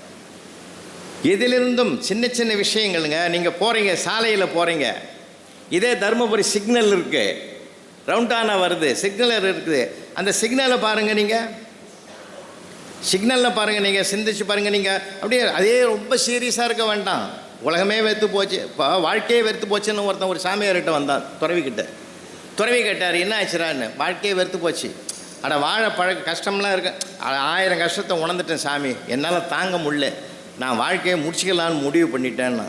இங்கே வா அப்படின்னு சொல்லி ஒரு 4 ஸ்பூன் உப்பை போட்டு 1/2 டம்ளர் தண்ணியில் உப்பை போட்டு கையில் இது குடுறான்னாரு. வாயில் வச்சு குடிச்சுப்பிட்டு, என்னையா உப்பு கறிக்குது, நான் படுற கஷ்டத்தை விட மேலும் மேலும் கஷ்டத்தை கொடுக்குற நீ, இது எதுக்கு அப்படின்னா. என்ன பண்ணுது உனக்கு, ரொம்ப கசக்குது, ஒரே கறிக்குதுன்னா. சரி கொடு. அதே 4 ஸ்பூனு உப்பை எடுத்துக்கின்னு போய் அவனையும் கூட்டி போனார். குடி தண்ணீர் குளம் ஒன்று இருந்தது, அந்த குளத்தில் 4 ஸ்பூனையும் போட்டார். ஒரு 10 நிமிஷம் பொறுத்து ஒரு டம்ளர் தண்ணி எடுத்து குடிடான்னாரு. அழகாக குடித்தான், ரொம்ப நல்லா இருக்குதுன்னா. அப்போ தான் ஒரு துறவி சொன்னார், கஷ்டம், வாழ்க்கையில் கஷ்டம் வரும், இஷ்டமும் வரும்டா. அந்த துன்பங்களை பெரிய மனசை நீ டம்ளராக வச்சுருந்தீன்னா அது கரிக்கும், மனசை குளமாக மாற்றிக்கினா அது இனிக்கும். இது தாண்டா வாழ்க்கையில் ஜெயிக்கிறதுக்கு. அதுவும் தாய்மார்கள் நிறைய இருக்கிறீங்க, சின்ன சின்ன விஷயங்களுக்கெல்லாம் கஷ்டப்படுறது முதல் ஆள் அவங்க தான். ரொம்ப கஷ்டப்படுவாங்க, இவங்க சொல்லிட்டாங்களே, இவங்க அப்படி பண்ணிட்டாங்களே. இப்போ மாமியார் இப்படி சொல்லிட்டு தான் என்ன, வருத்தப்படவே வேணாம். அவங்க மாமியார்கிட்ட அது எவ்வளோ கஷ்டப்பட்டுதோன்னு கொஞ்சம் நினச்சி பாருங்கள். அதில் நமக்கு ஒரு ஆறுதல் வந்துடும். அதனுடைய பிரதிபலிப்பு தானே இது. அதனால் ஏன்னா சில நேரங்களில் நமக்கு அந்த சீரியலில் வர்ற கொடுமை இருக்குதே, தயவு செஞ்சு சீரியலை பார்க்காதீங்க. உண்மையிலே உங்களை எல்லாரையும் நான் வணங்குறேம்மா. சீரியலை தியாகம் பண்ணிட்டு வந்து உட்காந்துக்கிறீங்க பார்த்தீங்களா, அது எவ்வளோ பெரிய விஷயம். உண்மையிலே நல்ல விஷயத்தோடு தான் அது பார்க்குது. ஆனால் ஒரு மாமியாரை எப்படி கீழே வீழ்த்துறது, விளக்கெண்ணெயை ஊற்றுறது, எண்ணெயை ஊற்றுறது, அதை பண்ணுறது இதை பண்ணுறது, குறுக்கு வழியிலெல்லாம் காட்டுற மோசமான சூழ்நிலை இது. நல்ல மனசு கூட மாறி போகுதுங்க. இதெல்லாம் சரியில் பார்த்துட்டு ஒரு நாள் இயல்பிலே அந்த பொண்ணுக்கு பாவம் மாமியார் ரொம்ப பிடிக்கும். அம்மா ஸ்தானத்தில் தான் வச்சு கொண்டாடிச்சு. அந்த அம்மா என்னமோ வலிக்குதுன்னு நாங்கள் டக்குன்னு ஒரு ஆட்டோவில் தூக்கி போய் டாக்டர்கிட்ட காட்டி ஃபஸ்ட் எய்டெல்லாம் பண்ணி இன்ஜெக்ஷன் போட்டார். நல்ல வேளை புண்ணியவதி தாயே, உங்கள் அம்மாவான்னு இல்லைங்க எங்கள் மாமியாருக்கு உண்மையிலே சொல்கிறோமா நான் பாராட்டுறேன். 5 நிமிஷம் லேட்டாக வந்திருந்தீங்கன்னா அந்த அம்மாவை காப்பாற்றியே இருக்க முடியாது. சந்தோஷமாக நல்ல பொண்ணுமா நீன்னு நான் அப்போவே சொன்ன ஆட்டோக்காரங்கிட்ட மெல்லமாக போடான்னு. முடிஞ்சு போச்சா? இப்போ சீரியல் பண்ணுற வேலை தான் அதனுடைய இயல்பான தர்ம குணத்தையே மாற்றுது பார்த்தீங்களா. அதைத்தான் நான் சொல்ல வரேன். மனிதனுடைய மனம் பாழடையக்கூடாது. இன்னைக்கு எல்லாருக்குமே பார்த்தீங்கன்னா அந்த மனம் வந்து விகாரமான ஒரு நிலையை அடைகிற போது தான் பல சிந்தனைகள், தேவையற்ற பழிவாங்குகிற சிந்தனைகள்லாம் நமக்கு வருது. எதையும் ரசிக்கணும்னு, அதுதான் நம்ம படிக்க வேண்டிய பாடம். சார் கஷ்டமே வரும், கஷ்டத்தை கூட இஷ்டமாக பார்க்க பழகிட்டோம்னா வாழ்க்கை மிக அருமையாக இருக்கும் சார், மிக அருமையாக இருக்கும். நான் நிறைய பார்ப்பேன் சிக்னலில். நான் ஒரு விஷயம் நல்லா நினைவுபடுத்துகிறேன் உங்களுக்கு. நீங்கள்லாம் நிறைய பேர் போயிருப்பீங்க, காரில் போகும்போது பைக்கில் போகும்போது பார்த்தீங்கன்னா அந்த சிக்னலில் ரெட்டு இருக்குது, எல்லோ இருக்குது, க்ரீன் இருக்குது இல்லையா. அதுவும் பார்க்கலன்றதுக்கு தான் பக்கத்தில் வேறு எழுதியிருப்பான், நில் கவனி செல்லுன்னு அதை வேறு எழுதி வச்சுருப்பான். நில்லுன்னு ரெட்டுக்கு நேராக நில்லு, கவனின்றதுக்கு மஞ்சள், செல்லுன்றதுக்கு க்ரீனு, அதுக்கு நேராக எழுதி வச்சுருப்பான். இவன் ரெண்டையுமே பார்க்க மாட்டான், ஒரே பார்த்துன்னு இருப்பான். 82, 81, 80, 79, 78 அப்படியே கிட்ட வரும்போது அந்த 10 கிட்ட வரும்போது ட்ருன்னு ஆக்சிலேட்டர் அதிகமாக கொடுத்துக்கிட்டே இருப்பான்.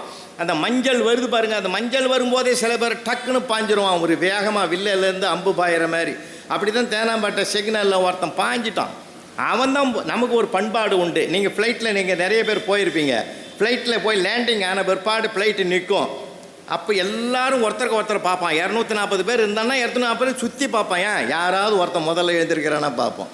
அவன் எழுந்தான்னா, இல்லைன்னா அந்த அம்மா உட்காந்துரும், அந்த பொண்ணு உட்காருன்னு கொண்டுடும். அப்படி மாதிரி நமக்கு ஒரு பார்வை உண்டு. யாராவது முன்னாடி போயிட்டான்னா நமக்கு தாங்காது, உடனே நாம் கிளம்பிடுவோம். அவன் தான் போகிறானே, நமக்கு ஒரு சப்போர்ட் இருக்கிறான்னு சொல்லிட்டு. அப்படி உள்ள அது மாதிரி தான் தேனாம்பேட்டை சிக்னலில் ஒருத்தன் பைக் எடுத்துன்னு சர்ன்னு பாஞ்சிட்டான் சார். பின்னாடி 5 பேர் அவனை ஃபாலோ பண்ணி போட்டான். பின்னாடி போன 5 பேரையும் கான்ஸ்டபிள் ஓரம் கட்டிட்டார். நெல்லு. அதில் ஒருத்தன் கேட்டான், தர்மத்தோடு கேள்வி கேட்டான். முதல்ல போனான்னு அந்த ஆள், அவரை விட்டுட்டு எங்கள் 5 பேரையும் பிடிச்சிட்டியாயா, நியாயமான. அதுக்கு கான்ஸ்டபிள் சொன்னார், அவரை எப்படிடா நாங்கள் பிடிக்க முடியும், அவர் தான்டா எங்கள் மார்க்கெட்டிங் எக்ஸிக்யூட்டிவே அவர் தான். ஒரு நாளைக்கு 5 தடவை இப்படி முன்னாடி போவார், அவனை நம்பி பின்னாடி 5 பேராக போவான். டெய்லி ஒரு 30-40 கேஸை அவர் தான் எங்களுக்கு பிடிச்சி கொடுக்குறாரு. அவர் நாங்கள் போய் பண்ண முடியுமாடா, அவர் எப்படா நாங்கள். அவன் பார்த்து மயங்கி போட்டான் சார். ஆடாடா இப்படி ஒரு சூட்சம் இதில் இருக்குதுன்னு என் வாழ்நாள்லேயே தெரிஞ்சுக்கினது உண்மைதான். இப்போ தான்டா இனிமேல் நான் எவனை நம்பியும் பின்னாடி போக மாட்டேன்னு ஒரு முடிவு. ஏன்னா எதுக்குள்ளே எது இருக்குன்னு நம்மளால் கண்டுபிடிக்க முடியாது, தீர்மானிக்க முடியாது. உணர்ச்சி வசப்பட்டுறக்கூடாது. உண்மையை உணர்கிற வரையில் மனிதன் உணர்ச்சிக்கு ஆளாகவே கூடாதுன்ற படிப்பினை எவ்வளவு நமக்கு பாடத்தில் கிடைச்சிருக்கு இல்லைங்களா. உணர்ச்சி வசப்பட்டதுனால தான் நம்ம கொண்டு வா அவனை என்று சொல்வதற்கு பதிலாக கொன்றுவான்னு சொல்லிட்டான். ஏன் அவன் உணர்ச்சி வசப்பட்டான்? சந்தர்ப்பமும் சூழ்நிலையும் அப்படி சாதகமாக்கிட்டது அவனுக்கு. ஏன்? கோப்பெருந்தேவி சம்சாரம் ஊடல் கொண்டு உள்ளே போறா.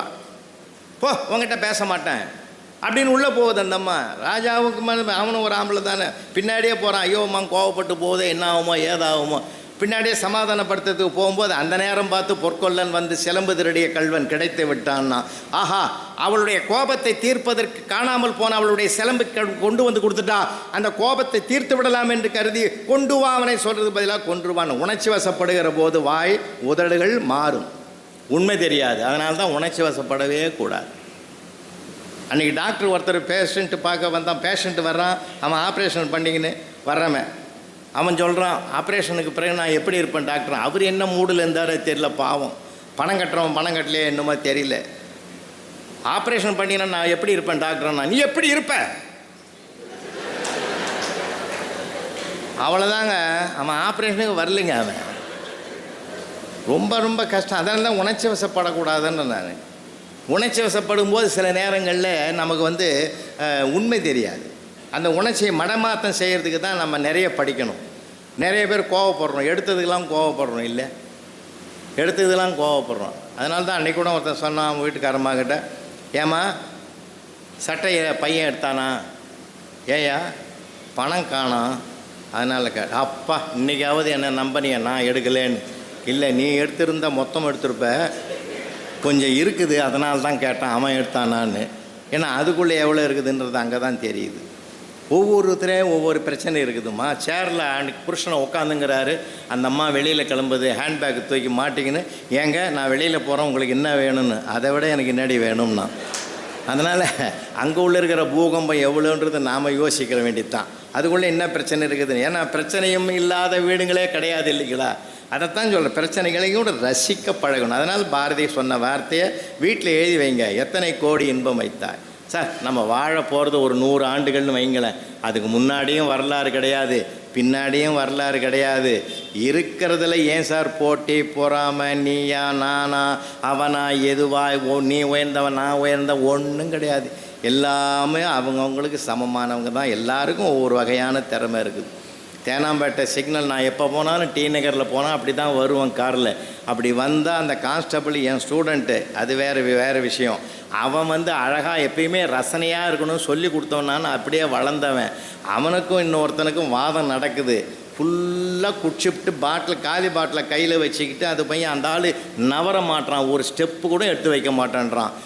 இவன் நம்மால் கேட்டான், டேய் ஃபுல்லாக குடிச்சிட்டு என் உயிரை வாங்க வந்தேடா, எனக்கு சந்திராஷ்டமம் சரியில்லையோ இன்னுமோ தெரியல, என்னடா இப்படி படுத்துறிய பாடு, இப்படி வாடான்னு வரவும் மாட்டான்றான். டிராஃபிக் பிரச்சனையாக வருதுடா வாடான்றான். இல்லை சரி நான் கேட்குறேன் நியாயமாக, காசு கொடுத்து தானே வாங்கினேன், வீட்டில் உக்காந்துன்னு கொஞ்சம் கொஞ்சமாக குடிச்சு தொலைகிறது தானே, ஏன்டா இப்படி ஃபுல்லாக குடிச்சிட்டு நடு ரோட்டில் என் உயிரை வாங்குறேன், குடிக்க வேண்டிய கட்டாயம் வந்துடுச்சுன்னா.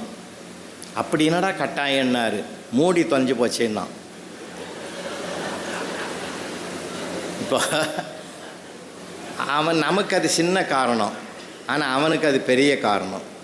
அவன் சொல்கிறதுல நியாயங்குது. மூடி தொலையாமல் இருந்தால் அதை டைட்டாக மூடி வச்சுருந்துருப்பான். மூடி தொலைஞ்சு அப்படியே வச்சான்னா கீழே ஊற்றுறத வயிற்றில் ஊற்றிக்குவோன்னு அவனே ஒரு முடிவுக்கு வந்துட்டான். எங்கேயுமே சிலதெல்லாம் நம்ம நியாயத்தை பார்க்கணும். அவன் இடத்துக்கு நம்ம போய் பார்க்கணும். படிக்கிற கதாபாத்திரம் கூட நம்ம அந்த இடத்துக்கு நம்ம மாறணும். தாம்பரத்தில் ஒரு தந்தையார் இறந்து விட்டார். அந்த பையனை விசாரிக்கிறதுக்கு எல்லோரும் வராங்க. உறவுக்காரெலாம் வருவான்ல, உறவுகள் அப்படி தான் இருக்கும், பல உறவுகள் இப்படி தான் இருக்கும். முதல்ல வந்தான் ஒருத்தன், அப்பா போயிட்டாருன்னு கேள்விப்பட்டேன். ஆமாம், எப்போ போனார்? காலையில் தான் போனார். என்ன ஆச்சு? ஹார்ட் அட்டாக்கில் போயிட்டு. சரி, டாக்டர்கிட்ட காட்டல? தாம்பரத்தில் தான் 2 டாக்டர் பார்த்தாங்க. வாயா, சிட்டியில் எத்தனை ஹாஸ்பிட்டல் இருக்குது? காமாட்சி ஹாஸ்பிட்டல் இருக்குது, அப்போலோ இருக்குது, அங்கெல்லாம் போய் காட்டாத. தாம்பரத்தில் காட்டினா அப்படி தான் ஆகும். போயிட்டான், அவன் பங்குக்கு போட்டான். ஒரு அரை மணி நேரம் பொறுத்து இன்னொருத்தன் வந்தான், அப்பா போயிட்டாருன்னு கேள்விப்பட்டேன். எப்படி? ஹார்ட் அட்டாக் தான். எப்போ? காலையில் தான். எங்கே காட்டினேன்? அப்போலோவில் தான் காட்டினேன். காமாட்சியில் கொஞ்ச நாள் காட்டினேன், அப்போலோவில் கொஞ்சம் காட்டினேன். போயா பைத்தியக்காரா, உள்ளூரில் எத்தனை ஆஸ்பத்திரி இருக்குது? இதை விட்டுட்டு எங்கேயும் அப்போலோவுக்கு போனால் அது வரைக்கும் தாங்குவார் அவர் அப்படின்ட்டு அவன் பங்குக்கு சொல்லிட்டு போட்டான். இப்போ அவன் என்ன தான் பண்ணுவான்? இன்னும் ஒரு அரை மணி நேரம் பொறுத்த ஒரு ஆள் வந்தான், அப்பா போயிட்டான்னு கேள்விப்பட்டேன். அதே வசனம், ஹார்ட் அட்டாக். எந்த டாக்டர் கிட்ட காமிச்சிங்க?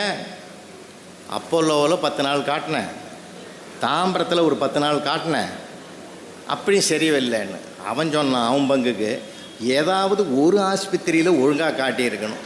இப்படி பைத்தியக்காரத்தனமாக 2 பக்கம் காட்டினா அந்த ஆள் என்னடா பண்ணுவான்னா. இவன் இப்படி போனாலும் ஒன்று கேட்குறான், அப்படி போனாலும் அவன் என்ன தான் சார் பண்ணுவான். பார்த்தான், கடைசியில் 4ஆவதாக ஒரு ஆள் வந்தான், அப்பா போயிட்டான்னு கேள்விப்பட்டேன். ஆமாம், எப்படி விவரம்? எங்கே டாக்டர்? அவரையே எழுப்பி கேட்டுக்கோ, என்னால் முடியல. ஏன்னா இன்றைக்கி இருக்கிற சுற்றி இருக்கிறவன் அப்படி தான் சார் இருப்பான்.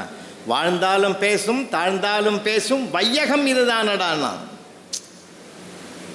சார் எல்லா இடங்கள்லையும் இருக்கும் சார். யாருக்குள்ள என்ன இருக்குதுன்னா, விவாகரத்து வேணும்னு சொல்லிட்டு கோர்ட்டில் வழக்கு போட்டவன் குற்றவாளி கூண்டல் நிற்கிறான். 10 வருஷமாக தாம்பத்திய உறவில் இருந்தீங்களடா, பேசி பாருங்கடா, கலந்து பேசி முடிவெடுங்கடான்னு நீதிபதி எவ்வளோ சொன்னாலும் அவன் சொல்கிறான், அதெல்லாம் உடுசி ஐயா ஏதாவது ஒரு தீர்ப்பு எழுதணும், தீர்ப்பு எழுதிட்டா நீ வருத்தப்படக்கூடாதுண்ணா. எந்த தீர்ப்பாக இருந்தாலும் 10 வருஷம் வாழ்ந்த வருத்தத்தை விட அந்த தீர்ப்பு வருத்தம் கொடுக்க போது எழுதுன்னா, அடுத்த மாதம் சம்பளத்திலேருந்து பாதியை உன் சம்சாரத்துக்கு கொடுக்கணும் அப்படின்னா. உடனே அவன் சிரிக்க ஆரம்பிச்சான் சார். நீதியரசர் கேட்டார், அடடா இது போயிட்டு வருத்தப்படுவோன்னு பார்த்தா சிரிக்கிற.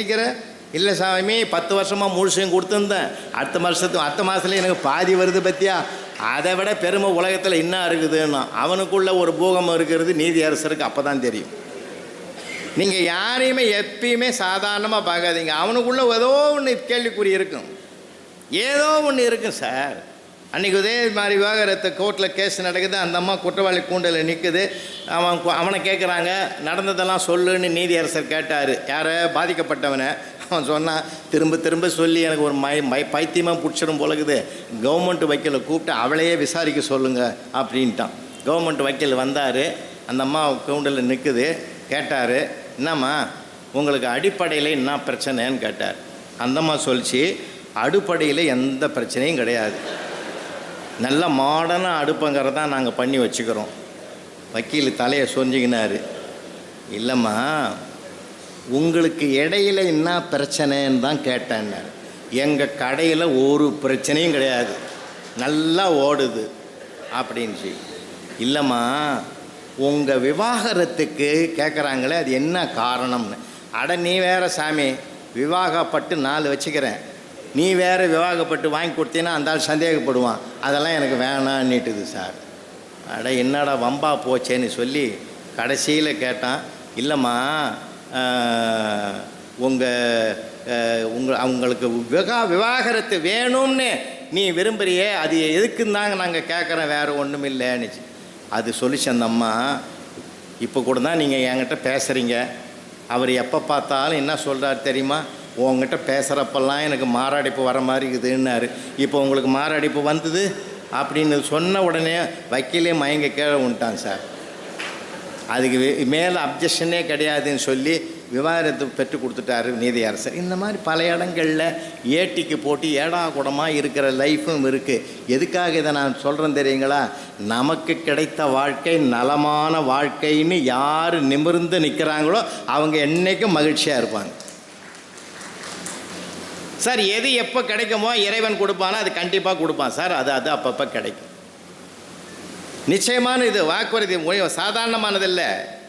இது இந்த 4 முறை தீர்ப்புன்னாங்க பாரு, அதான் உண்மை. அது எப்பயுமே பார்த்தீங்கன்னா அந்த ஒரு சிறப்பு இருக்கணும். நம்ம பார்வை தாங்க என்றைக்குமே உயர்ந்த பார்வையாக இருக்கணும். நீங்கள் நான் அண்மையில் சொன்னது கூட நமக்கு சில இதில் இந்த இன்ஸ்டாகிராமு அதெல்லாம் வரும், பார்த்துருப்பீங்க. இந்த வாத்துக்கள்லாம் பார்த்தீங்கன்னா குட்டையில் கொண்டு போய் வாத்துக்காரர் விடுவார். அது கும்பலாக போய் அந்த கொட்டையை கலக்கும். ஒரு 1 மணி நேரம் கலக்கிட்டு வெளியில் ஏற்றிடுவான். வெளியில் ஏற்றும் போது பார்த்தீங்கன்னா எந்த வாத்தாவது சும்மா போய் பார்த்துக்கிறீங்களா நீங்கள்? எந்த வாத்தும் அமைதியாக போன வரலாறே கிடையாது. ஒரு பேக்னு ஒரு சவுண்டு கொடுத்துன்னு ஒட்டு மொத்தமாக கத்தின்னு தான் போகும். நீங்கள் கண்ணை மூடின காதை மட்டும் கேளுங்க, என்னமோ கொண்டு போய் ஒரு குட்டையில் விட்டான். மீனும் கிடையாது, புழுவும் கிடையாது, பூச்சியும் கிடையாது, சாப்பாடும் கிடையாது, ஒன்றும் கிடையாது. இந்த வாத்து மடையன்னு சொல்லுவாங்களே அது சரியாக தான் இருக்குதுன்னு அவனை ரிப்போர்ட் பண்ணுற மாதிரியே இருக்கும். பருந்தினுடைய குரலை நீங்கள் என்றைக்காவது வாழ்க்கையில் கேட்டிருக்கீங்களா? கேட்டிருக்க வாய்ப்பே கிடையாது. மழை எங்கே தொடங்குகிறதோ அதற்கு பயந்து கொண்டு அஞ்சி கொண்டு பறவைகளெல்லாம் கூடு நோக்கி போகும். பருந்து மட்டும்தான் எங்கே மழை உருவாகிறதோ அதற்கும் மேலே பறந்து தன் பயணத்தை தொடரும் என்றால் உங்கள் பிள்ளைகளை பருந்து போல் வளர்வதற்கு பாதுகாக்கும் சொல்லிக் கொடுக்கணும் சார் பிள்ளைகளுக்கு. நாம் தான் அந்த நீதி போதனை வகுப்புன்னு ஒரு காலத்தில் இருந்தது கிளாஸில், நாமெல்லாம் படிச்சிருப்போம். சின்ன பிள்ளையில் படிச்சிருக்கோம் சார். நீதி போதனை வகுப்புன்னு கதை சொல்கிறதுக்கு ஒரு வாத்தியார் வருவார். இப்போ கதையாவது ஒன்றாவது. அன்றைக்கி கூட ஒரு குழந்தை கேட்குது, அம்மா கதை சொல்லுமான்னு. அந்த அம்மா கேட்குது, நான் வாழ்ந்த கதையை சொல்லவா வளர்ந்த கதையை சொல்லவா? இது எனக்கு நல்ல மனப்பாடம் ஆயிடுச்சுமா. மனப்பாட பகுதியில் கேள்வி கேட்டால் கூட நான் எழுதிடுவேன். அதை விடு, புதுசாக ஒரு கதை வேணுமா? கம்முன்னு இரு, நீயும் உக்காந்துரு, நானும் உக்காந்துக்கிறேன், எனக்கும் தூக்கம் வரல. உங்கள் அப்பம் 11:30 மணிக்கு வருவான். ஏன் லேட்டுன்னு கேட்பேன். புது கதையாக சொல்லுவான். அதை நீயும் கேளு, நானும் கேட்குறேன். அப்புறமா தூங்கலாம். ஏன்னா இன்றைக்கி அப்படி இருக்குதுங்க சில சிக்கல்கள், பிரச்சனைகள். பார்வைதான் மனிதனுக்கு. அதனால்தான் எண்ணத்தில் உயர்வு வேண்டும். வெள்ளத்தனைய மலநீட்டம் மாந்தர்தம் உள்ளத்தனையது உயர்வுன்னா. சார், நம்ம கற்றுக்கொள்ள வேண்டியது ஏராளமாக இருக்குது சார். வெளி உலகத்தில் பாடம் மட்டுமே இல்லை சார், சிலபஸ் கிடையாது சார். தூக்கி போடுங்க அது குப்பையை. 5 பாடங்கள் என்பது என்ன தெரியுமா? 5 வாளி தண்ணியை கொண்டு போய் போரில் ஊற்றி மீண்டும் நம்ம ஸ்டார்ட் பண்ணும்போது போர்ஸாக இறக்குது பார்த்தீங்களா? உள்ளிருக்கிற ஞானத்தை வெளியிலே கொண்டு வருவதற்கு அந்த ஊற்றப்பட்ட 5 வாளி தண்ணி மாதிரி தான் 5 சப்ஜெக்டை தவிர அதுவே முழு அறிவு ஆகிவிடாது. பிள்ளைகளுக்கு நம்ம நிறைய பேசினாதான் சார் பிள்ளைகள் நிறையா கற்றுக்கொள்வோம். வாழ்க்கையில் பணம் சம்பாதிக்கிறதுக்கு தான் நம்ம சொல்லிக் கொடுக்குறோமே தவிர வாழ்க்கையில் ஜெயிக்கிறதுக்கு வழிமுறைகளை சொல்லிக் கொடுக்கல. உலகம் எப்படிப்பட்டது உலகம் சார், என்னென்னமான உலகம் சார், எவ்வளோ விஷயங்கள் இருக்குது. அன்றைக்கி கூட ஒரு சிகரெட் பிடிக்கிறார் ஒருத்தர். சிகரெட்டு பிடிக்கிறவரை பார்த்துட்டு ஒருத்தன் முகம் சலிச்சுக்கிட்டான். புகையை கொடுக்காது. பக்கத்தில் இருக்கிறவன் சொன்னான், சிகரெட் பிடிக்கிறது நீ அவ்வளோ லேசாக நினச்சிடாத தம்பி, அதில் எவ்வளோ பெரிய வாழ்க்கை தத்துவம் இருக்குது தெரியுமா? ஒருத்தன் சிகரெட்டை பிடிச்சி புகையை பூமி நோக்கி விட்டான்னா அவன் ஏதோ மனக்குழப்பத்தில் இருக்கிறான்னு அர்த்தம். அந்த புகையை மேல் நோக்கி விட்டான்னா ரொம்ப தன்னம்பிக்கையோடு இருக்கிறான்னு அர்த்தம். அந்த புகையை தட்டாமலேயே அந்த நெருப்பு கனிஞ்சிக்கினே வர வரைக்கும் தான்னா ஏதோ சிந்தனையில் இருக்கிறான்னு அர்த்தம். அதை ஒரு அழுத்திட்டு வேகமாக எழுந்தான்னா ஒரு முடிவுக்கு வந்துட்டான்னு அர்த்தம். ஒரு சிகரெட் குடிக்கிறதுலே எவ்வளவு சித்தாந்தம் இருக்குது தெரியுமா உங்களுக்கு? சில சமயங்களில் சிலர் கேள்வி கேட்டால் அதிலேருந்து ஒரு பாடத்தை நமக்கு நடத்துவான் தெரியுமா? வாத்தியாரே கேட்டார் ஒரு பையனை, நீ மாடு மேய்க்க தாண்டா லாய்க்குன்னார். அவனுக்கு கோவம் வந்துடுது சார். என்ன மாடு மேய்க்கிறதுனால அவ்வளோ லேசுன்னு நினச்சிட்டிங்களா? ரெட்டியார் ரூட்டு மாடு எது, கவுண்டர் ரூட்டு மாடு எது, செட்டியார் ரூட்டு மாடு எது, ஐ ரூட்டு மாடு எதுன்னு அத்தனை மாடுகளை ஒன்றா ஓட்டி போய் திருப்பி கொண்டாந்து அவங்க வீட்டில் அவங்கவுங்க மாட்டை திருப்பி ஒப்படைச்சிட்டு அது எப்போ சாணி போடும், அது எப்படி அள்ளுறது, அந்த சாணி எப்படி விற்பனை பண்ணுறது, அதுக்கு எப்போ தண்ணி வைக்கணும், எப்போ தவிடு காட்டணும், எப்போ புல் மேய்க்கணும், எங்கெங்கே புல் இருக்குது கழனி, இதெல்லாம் நம்ம ஆராய்ச்சி பார்க்க முடியுமா? மாடு மேய்க்கிறதுன்னு அவ்வளோ லேசாக சாருன்னு கேட்டான். வாத்தியாரே பயந்து விட்டார். இதில் இவ்வளோ விஷயங்குதா சொல்லிவிட்டு சொன்னான். நான் மாடு மேய்க்க தான் போனேன், பள்ளிக்கூடம் வேணான்னு சொல்லி மாடு மேய்க்க தான் போனேன். எங்கள் அப்பன் தான் சொன்னான், நீ மாடு மேய்க்க லாய்க்கில்ல, பள்ளிக்கூடம் போகணும். நான் கேட்டேன், பள்ளிக்கூடம் போய் என்ன பண்ணுறது? ஒரு வாத்தியாராக வந்துடுறான்னு சொன்னார். புரியுதுங்களா? இப்போது நம்ம சிலதெல்லாம் கேள்வியே கேட்கக்கூடாது, சிலதெல்லாம் அப்படியே அமைதியாக போயிடும். சில இடங்கள்ல நாம் அமைதி காப்பது, மௌனம் என்பது மிகப்பெரிய ஆயுதம். நீங்கள் சில லேசான விஷயத்தில் இதுதான் அனுபவ ஞானிகளிடத்திலிருந்து நம்ம கற்றுக்கொள்ள வேண்டிய பாடம்.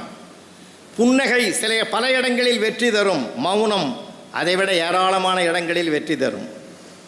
மௌனமாக இருக்க வேண்டிய இடத்துல மௌனமாக இருக்கணும், புன்னகை செய்ய வேண்டிய இடத்துல புன்னகை செய்யணும். இந்த 2 ஆயுதங்களை நம்ம கையில் எடுக்கணும். யார் எந்த பள்ளிக்கூடத்தில் சொல்லி கொடுத்தான் இதை? எதையும் சொல்லலை. நீ இன்ஜினியர் ஆகு, டாக்டர் ஆகு, அதாகு இதாகு, ஏராளமான செய்திகளை தான் நமக்கு சொல்கிறான். அன்றைக்கி கூட ஒருத்தரை கேட்குறான், ரிசப்ஷனில் உட்காந்துங்கிறான் ஒருத்தன். ஒரு அம்மா அவனும் வந்து கேட்குறான், அவங்க பேஷண்ட்டுங்கிறதுக்கு இந்த பேஷண்ட் எப்படி. அதில் ஒருத்தன் ஏந்து வந்து கேட்டான், சிஸ்டர் எல்லாருக்கும் கேட்குற கேள்விக்கெல்லாம் கனிவாக பதில் சொல்கிறீங்க. 8ஆம் நம்பர் ரூமில் பால் இருக்கிறாரு, இப்போ அவர் எப்படி இருக்கார்? 1 வாரமாக ஐசியூ வார்டில் தானே இருந்தார். நல்லா இருக்காரே, அவருக்கு ஒன்றுமே பிரச்சனை இல்லையே, நல்லா ஆயிட்டாரே. அப்படியா சிஸ்டர்? ரொம்ப நல்லது டீச்சர். நீங்கள் யார்? அவருக்கு என்ன வேணும்? அந்த 8ஆம் நம்பர் பாலுவே நான் தான். ஏன் என்கிட்ட வந்து அங்கே எவனுமே சொல்ல மாட்டேன்றான், கேட்குற போதெல்லாம் கம்முன்னு போடுறான். அப்படி இருந்தால் நீங்கள் தான் எனக்கு ஒன்றும் இல்லைன்னு சொன்னீங்கன்னு போய் படுத்துட்டான். அங்கேருந்து டோட்டி டாக்டர் வந்தார். அவரை கேட்டான், எனக்கு தான் ஒன்றுமே இல்லையே, என்னை ஏன் இங்கேயே வச்சுங்கிறீங்கன்னு கேட்டான். உனக்கு ஒன்றும் இல்லைன்னு யாரா சொன்னது? செங்கல்பட்டு பக்கத்தில் ஒரு கிரவுண்ட் இருக்குது, தாம்பரத்தில் ஒரு வீடு இருக்குது, இவ்வளோ வச்சுக்கணும் ஒன்றும் இல்லைன்னு சொல்கிறேன். அதெல்லாம் இவனுக்கு வந்த பிறகு தான் அனுப்புவான் போலுக்குது. சில இடங்களில் சிலதெல்லாம் கேட்டால் நமக்கு அதிர்ச்சி வைத்தியம் ஆகிடும். நிறைய விஷயங்கள் இருக்குது சார் வாழ்க்கையில். படித்து கொள்ள வேண்டிய பாடங்கள் உலக இயலில் நிறைய இருக்குது. உலகம் பெருசு. அதனால்தான் அன்றைக்கே சொன்னாங்க, கற்றது கைமண்ணளவு, கல்லாதது உலக அளவுன்னா. உலகத்திலேருந்து நம்ம படிக்க வேண்டிய பாடம் நிறைய இருக்குது சார். ஒருத்தன் டாக்டர்கிட்ட வந்தான், சார் டாக்டர் நான் கட்டிலில் படுத்து தூங்குறேன், ஆனால் தூக்கமே வரமாட்டேன்னுது. கீழே எவனோ கட்டிலங்கீழே படுத்துக்கின்னு என்னை பார்க்குற மாதிரியே இருக்குது, மிரட்டுற மாதிரியே இருக்குது, உருட்டுற மாதிரியே இருக்குது. நான் என்ன பண்ணுறதுன்னா பார்த்தார், மனசுலேயே கணக்கு போட்டார். 10 சிட்டிங் வரணும், வாரத்தில் ஒரு சிட்டிங் 1 ஹவருக்கு 1000 ரூபாய், 10 சிட்டிங்க்கு 10,000 ரூபாய் மனசுக்குள்ளே கணக்கு போட்டு வந்துடுறான்னாரு. அவன் சொன்னான், வாழ்நாள் பூரா எனக்கு தூக்கம் வராத அளவுக்கு ஆகிடும், வீட்டில் கேட்காம நான் ஒரு முடிவுக்கு வந்துட முடியாது, நான் வீட்டம்மா கிட்ட கேட்டுட்டு வரேன்ட்டு போனான் சார். போனவன் வரவே இல்லை. 1 மாதம் ஆச்சு. பிள்ளையார் கோயில் வாசலில் டாக்டர் இவனும் ஒன்றுக்கு ஒன்று பார்த்துக்கிறாங்க. என்னையா இப்போ வீட்டில் கேட்டுட்டு வரேன்னு சொன்னால் வரவே இல்லை.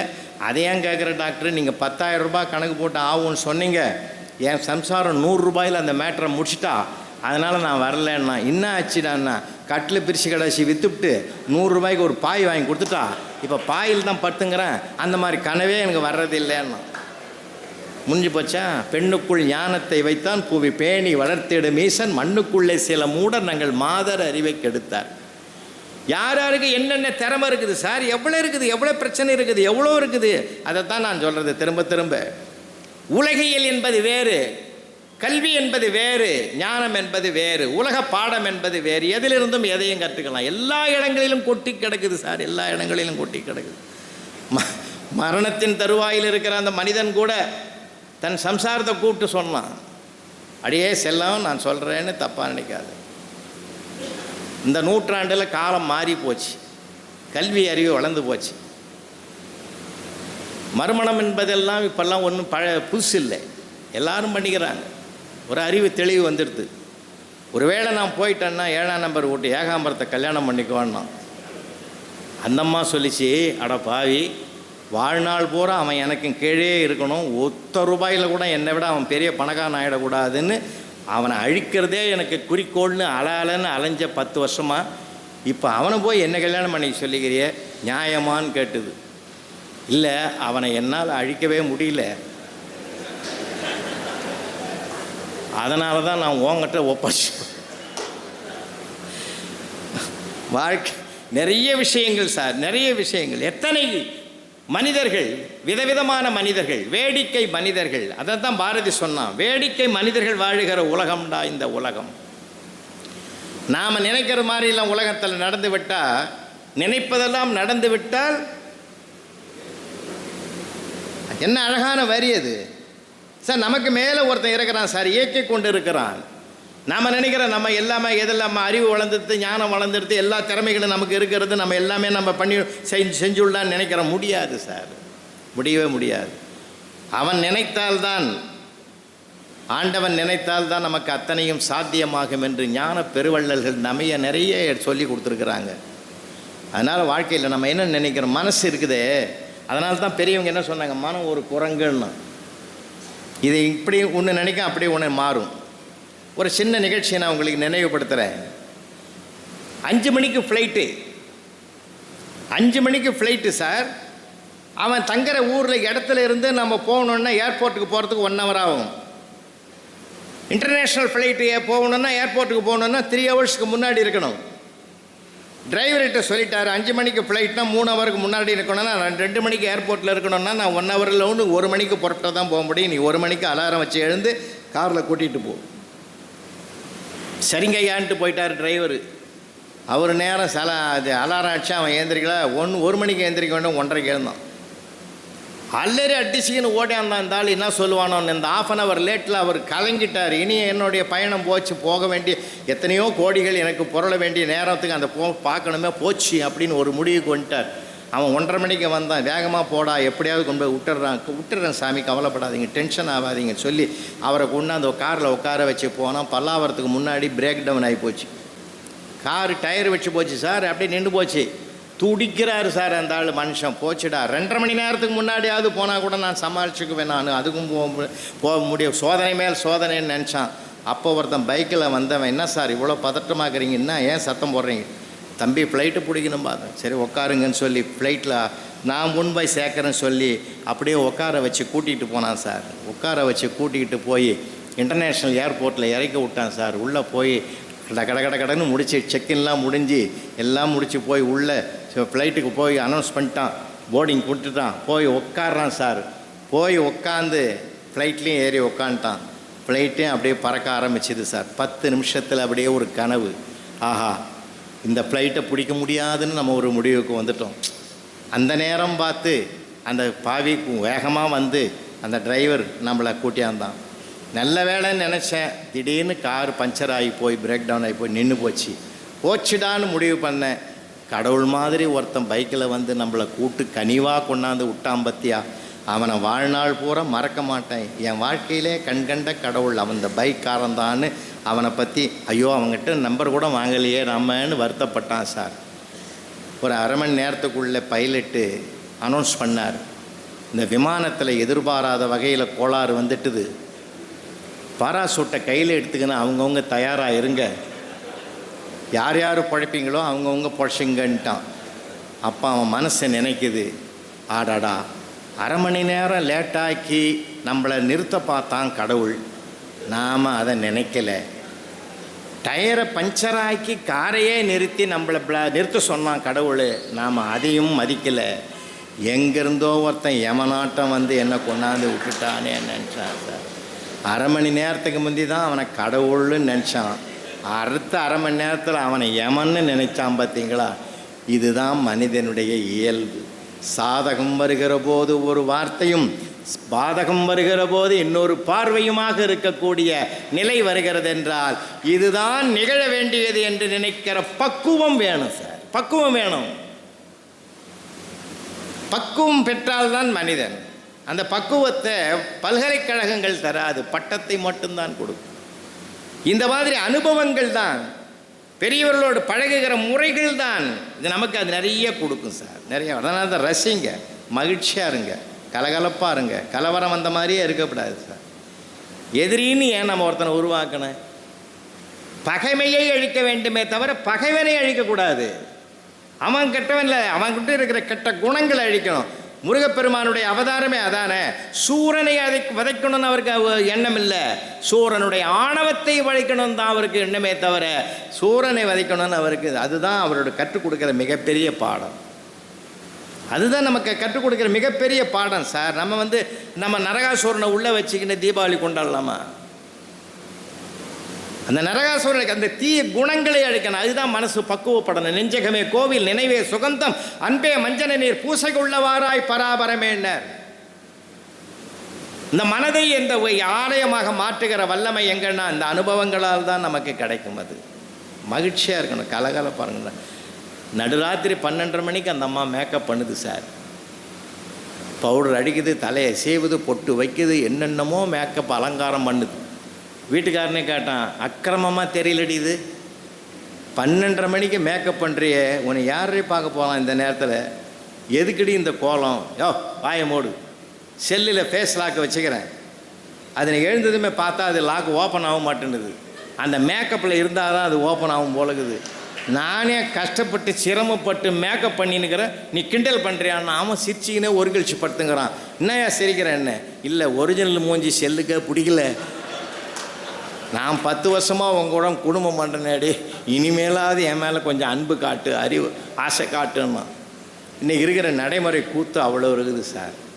இருக்கிற அழகே போதுன்றேன். பியூட்டி பார்லர் போய் தான் அழகு பெறணும்னு அவசியம் கிடையாது. இல்லை, காலங்கள் மாறி கிடக்குது, மாறுபட்டு கிடக்குது, வேறுபட்டு கிடக்குது. உறவுகள் வாசலில் நின்று வரவேற்பது தான் சம்பிரதாயமாக இருந்த நாடு அந்த நாடு. இன்றைக்கி பொம்மை கும்பிட்டு கிடக்குது. ரொம்ப வருத்தமாக இருக்குது. கல்யாண பொண்ணுன்னா லட்சணமாக உட்காந்துருக்கும் மணமேடையில், பார்க்குறவங்களாம் வாழ்த்திட்டு போவோம். இது அன்றைக்கி அது குத்துப்பாட்டுக்கு ஆடுது. பல கல்யாண மேடைகளில் கல்யாண பொண்ணே குத்துப்பாட்டுக்கு ஆடுது. என்ன பண்ணுறதுன்னே தெரியல. அது குத்துப்பாட்டுக்கு ஆடும்போது மாமியாருக்கு பக்கு பக்குன்னு நெஞ்சு, இந்த ஆட்டம் இங்கேயே ஆடினா வீட்டில் இது எந்த ஆட்டம் ஆடுமோ என்ன, அந்த மாமியாருக்கு அப்பயே பயம் வந்துடுது. இல்லை, எவ்வளோ விஷயம் சார். அன்றைக்கி கூட ஒரு ஆள் சொன்னார், நல்ல கேள்வி தான், எனக்கு தலைவர்கள் வச்சுருந்தா சொல்லணும், நல்ல கேள்வி அது. எல்லா டிபார்ட்மெண்ட்லேயும் பெண்கள் வேலையில் இருக்கிறாங்க, எல்லா டிபார்ட்மெண்ட்டில் வந்துட்டாங்கல்ல, மத்திய அரசாங்கம், மாநில அரசாங்கம், எல்லா டிபார்ட்மெண்ட்லேயும் லேடிஸ் ஜாப்புக்கு வந்துட்டாங்க. ஆனால் ஒரு துறைக்கு வரல சஞ்சய் ராயன். என்ன துறை தெரியுமா? தீயணைப்பு துறையில் தான் பெண்கள் இல்லைன்னா. அதெல்லாம் ஒருத்தன் காட்டும், அப்படியா ஏன்னா அவங்களுக்கு பற்ற வைக்க தெரியுமே தவிர அணைக்க தெரியாது. எது சொல்லணும், அந்த காரணம் இல்லங்கமாக இருந்தாலும் சரி, ஆனால் அவன் சொல்லி கொடுத்த ஒரு பார்வை நல்லா இருந்தது. அதனால தான் சொல்கிறேன், எந்த பார்வையும் நாம் ரசிக்கிறதுக்கு தயாராக இருப்போம். ரசனை தான் மனிதனை உயர்த்தும், அவனை மனதை பக்குவப்படுத்தும். சார், அடியார்கள் இடத்துல இல்லையா, பெரிய பெரிய அரசியல் தலைவர்கள் இடத்துல இல்லையா, எவ்வளோ பேர்கிட்ட இருந்தது சார், அது எவ்வளோ பேர்கிட்ட இருந்தது. மகாத்மா காந்தியடிகள் ஆசிரமத்தில், சபர்மதி ஆசிரமத்துக்கு நான் போனவன். பெருந்தலைவர் காமராஜருடைய வீட்டுக்கு போய் அங்க பிரதர்ஷனம் பண்ணிட்டு வந்தவன். மகாகவி பாரதியாருடைய வீட்டை எட்டயபுரத்தில் போய் சட்டப்பணியில்லாவது போட்டு அங்க பிரதர்ஷனம் பண்ண அந்த மனிதம், அது அப்பயாவது ஒரு புனிதம் நம்ம உடம்புல ஒட்டுமான்னு சபர்மதி ஆசிரமத்தில் அதான் பண்ணேன். எப்படிப்பட்ட ஒரு தவம் இருந்த இடமையா அந்த இடம் இல்லை, எவ்வளோப்பட்ட இடம் அது. சபர்மதி ஆசிரமத்தில் தினம் வந்து விருந்து நடக்கும். அதில் என்ன கண்டிஷன் தெரியுமா, இலையில் வச்ச விருந்தில் எதையுமே வைக்கக்கூடாது, இலையை தவிர எல்லாத்தையும் சாப்பிடணும், விதி அங்கே. அது மட்டும் இல்லை, அறுசுவை உணவு பரிமாறுகிற போது கட்டாயம் 6 சுவையில் ஒரு கசப்புன்னு ஒரு சுவை இருக்கும். கொழுந்து வேப்பலையை பிளைனாக அரைச்சி உப்பு வைக்கலை, காரம் வைக்கலை, எதுவுமே வைக்காம புளி வைக்காமல் அப்படியே வைப்பாங்க ஒவ்வொரு உருண்டை. அன்றைக்கி துரதிருஷ்டவசம் ஒரு வெள்ளைக்காரனை வந்து உட்காந்து சாப்பிட்றதுக்கு உட்காந்துட்டான். அப்படி உட்காந்துட்ட போது ஒரு பரிமாறுறவர் சொன்னார், பாபுஜி அவன் வெள்ளைக்காரன், நம்ம ரூல்ஸ் எல்லாம் தெரியாது, பாவம், அவனுக்கு இதை வைக்காத விட்டுறேன்னாரு. சும்மா நமக்கு என்ன ரூல்ஸோ அதை அப்படியே வை, அதை அப்படியே வை. அப்படியே வச்சுட்டான். இவன் என்ன பண்ண, வெள்ளைக்காரனுக்கு தனி மூளை, அவன் எல்லாத்தையும் கூட்டு சாப்பிட்டான், கீரையை சாப்பிட்டான், பச்சடி சாப்பிட்டான், அந்த வேப்பிலை துவையிலையும் சாப்பிட்டான். ரொம்ப கசைச்சிது. பார்த்தான், அடாடாடா, அப்பப்போ இடையில மற்றதை சாப்பிட்ற மாதிரி இதை சாப்பிட்டு எல்லாத்தையும் கசப்பாக்கிறத விட இதை முதல்ல சாப்பிட்டு தள்ளிட்டு மற்றதெல்லாம் சாப்பிட்டோம்னா நிம்மதியாக இருக்கும்னு சொல்லிட்டு அந்த உருண்டையும் மொத்தமும் போட்டு முழுங்கிட்டான். காந்தி அப்படி ரவுண்டு பார்த்து வந்தவர் சொன்னார், பரிமாறவனை கூப்பிட்டு, அவனுக்கு பிடிக்காதுன்னு சொன்ன, சாப்பிட்டான் பாரு, இன்னும் கொஞ்சம் வையின்ட்டார். அவருக்கு எந்த ரசனை பாருங்கள். அதனால தான் சத்திய சோதனையில் அவர் எழுதுகிறாரு, எனக்கு மட்டும் சிரிக்க தெரியவில்லை என்றால் நான் எப்பொழுதோ தற்கொலை செய்து கொண்டு இருப்பேன்னு எழுதினார். இந்த வரி இருக்கு, இந்த வரி இருக்கு சார். என்ன ஒரு அனுபவ வார்த்தை அது. நிறைய புத்தகங்களை வாங்கி கொடுங்க பிள்ளைகளுக்கு, நிறைய படிக்கட்டும். படிக்க படிக்க படிக்க தான் சார் அதனுடைய, அதனால தான் சொன்னார், வான் கலந்த மாணிக்க வாசகனின் வாசகத்தை நான் கலந்து பாடுங்கள்னு சொன்னார். அந்த மாதிரி உயர்ந்த நூல்கள் இருக்குது. அவன் மனம் பக்குவப்படணும். மனம் பக்குவப்பட்டு விட்டால் வாழ்க்கை முழுவதும் இனிக்கும், வாழ்க்கையே சுவைக்கும் சார். இதுதான் நியதி, இதுதான் நடந்தது, அவ்வளோதான், முடிஞ்சு போச்சு.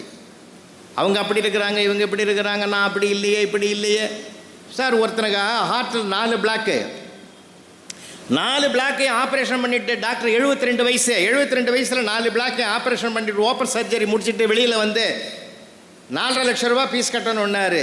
அந்த ஆள் அழுதான் சார், இந்த ஆள் அழுதான்.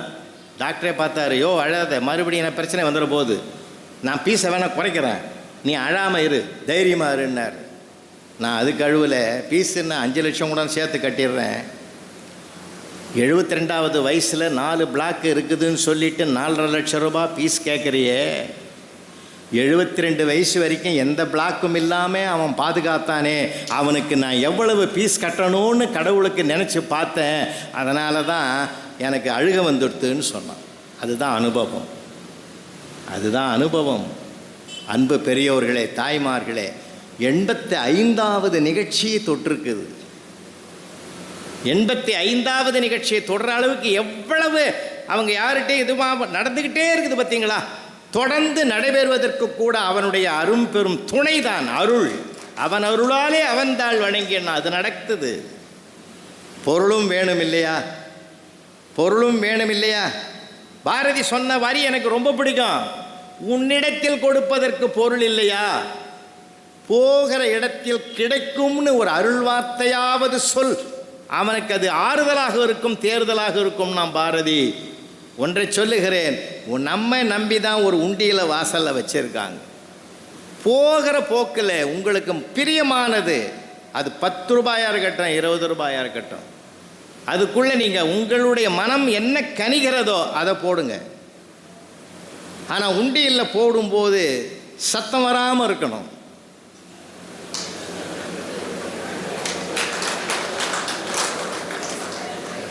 ரொம்ப அருமையான மக்கள்யா, என்ன அழகா பண்ணு. சத்தம் வராமல் இருக்கணும்னு சொன்னாரு. நீங்கள் சத்தம் போடாது போயிடாதீங்க. அது உள்ள உழறது சத்தம் இல்லாமல் இருக்கணும்.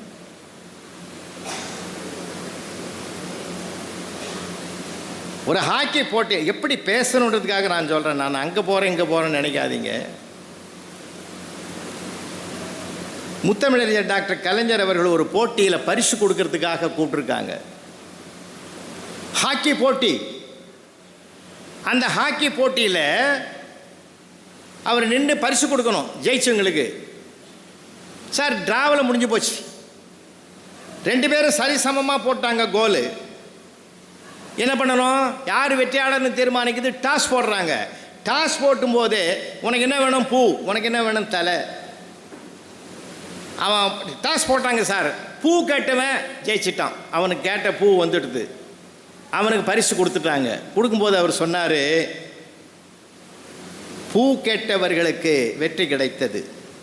இது நாணயமான வெற்றி, நாணயத்தால் வந்த வெற்றி. தலை கேட்பது வன்முறை தானே, தலை கேட்பது வன்முறை தானே அப்படின்னு சொன்னார். பார்த்தீங்களா? அது பாதித்தவனுக்கு கூட சிரிப்பு வந்துடுது. சந்தோஷம்தான் நம்ம மனசை ஒரு பதப்படுத்தும், பண்படுத்தும். வாழ்கிற வரையிலாவது மகிழ்ச்சியாக வாழ்வோம், உறவுகளை நேசிப்போம், நண்பர்களை நேசிப்போம். சார் ஒரு ஃபோன் பண்ணுங்க, ஒரு ஃபோன் பண்ணுங்க. அதில் என்ன ஒரு பெரிய விஷயம் இருக்குது, சிறப்பு இருக்குது. 4th ஸ்டாண்டர்ட் கிளாஸ் ரூமு இது நடந்ததுங்க ஐயா. 4th standard class room. அங்கே டீச்சர் என்ன பண்ணாங்க, ஒரு கட்டுரைக்கு தலைப்பு கொடுத்தாங்க. கடவுள் என் எதிரில் வந்தால் என்ன வரம் கேட்பாய், இதுதான் தலைப்பு. எல்லா பிள்ளைகளும் எழுதிட்டான் கட்டுரையை. வெள்ளிக்கிழமை வச்சதுனால அந்த அம்மா என்ன பண்ணாங்க, பேப்பரை பண்டல் பண்ணிட்டுது வீட்டுக்கு எடுத்து போயிடுது. ஞாயிற்றுக்கிழமை காலையில் 10 மணிக்கு டிஃபன் சாப்பிட்டுட்டு பேப்பரை திருத்துறது உட்காந்தாங்க. பேப்பரை எடுத்தாங்க. பேப்பரை எடுத்துட்டு அப்படியே திருத்துறாங்க. திருத்தும்போது அங்கே அந்த பையன் எழுதியிருக்கான், கடவுளே என் எதிரில் நீ வந்து நிற்கிறாய், உன்னிடத்தில் நான் ஒரு வரத்தை கேட்கிறேன். என்ன வரம் என்றால் என்னை செல்போனாக மாற்றிவிடு. ஏன் தெரியுமா? எப்பொழுதும் என் அம்மாவின் உள்ளங்கையிலேயே இருப்பேன். அவள் ஒருபோதும் என் விரலை தொடமாட்டாள். அவள் உள்ளங்கையிலே எப்பொழுதும் இருப்பேன். சமைக்கும் போதும் என்னை பார்த்து சிரிப்பாள், பேசும்போதும் என்னை பார்த்து சிரிப்பாள், என்னை போகிற இடங்களிலெல்லாம் எடுத்துக்கொண்டு போகிறாள். ஆகையினாலே என்னை செல்போனாக்கி விடு.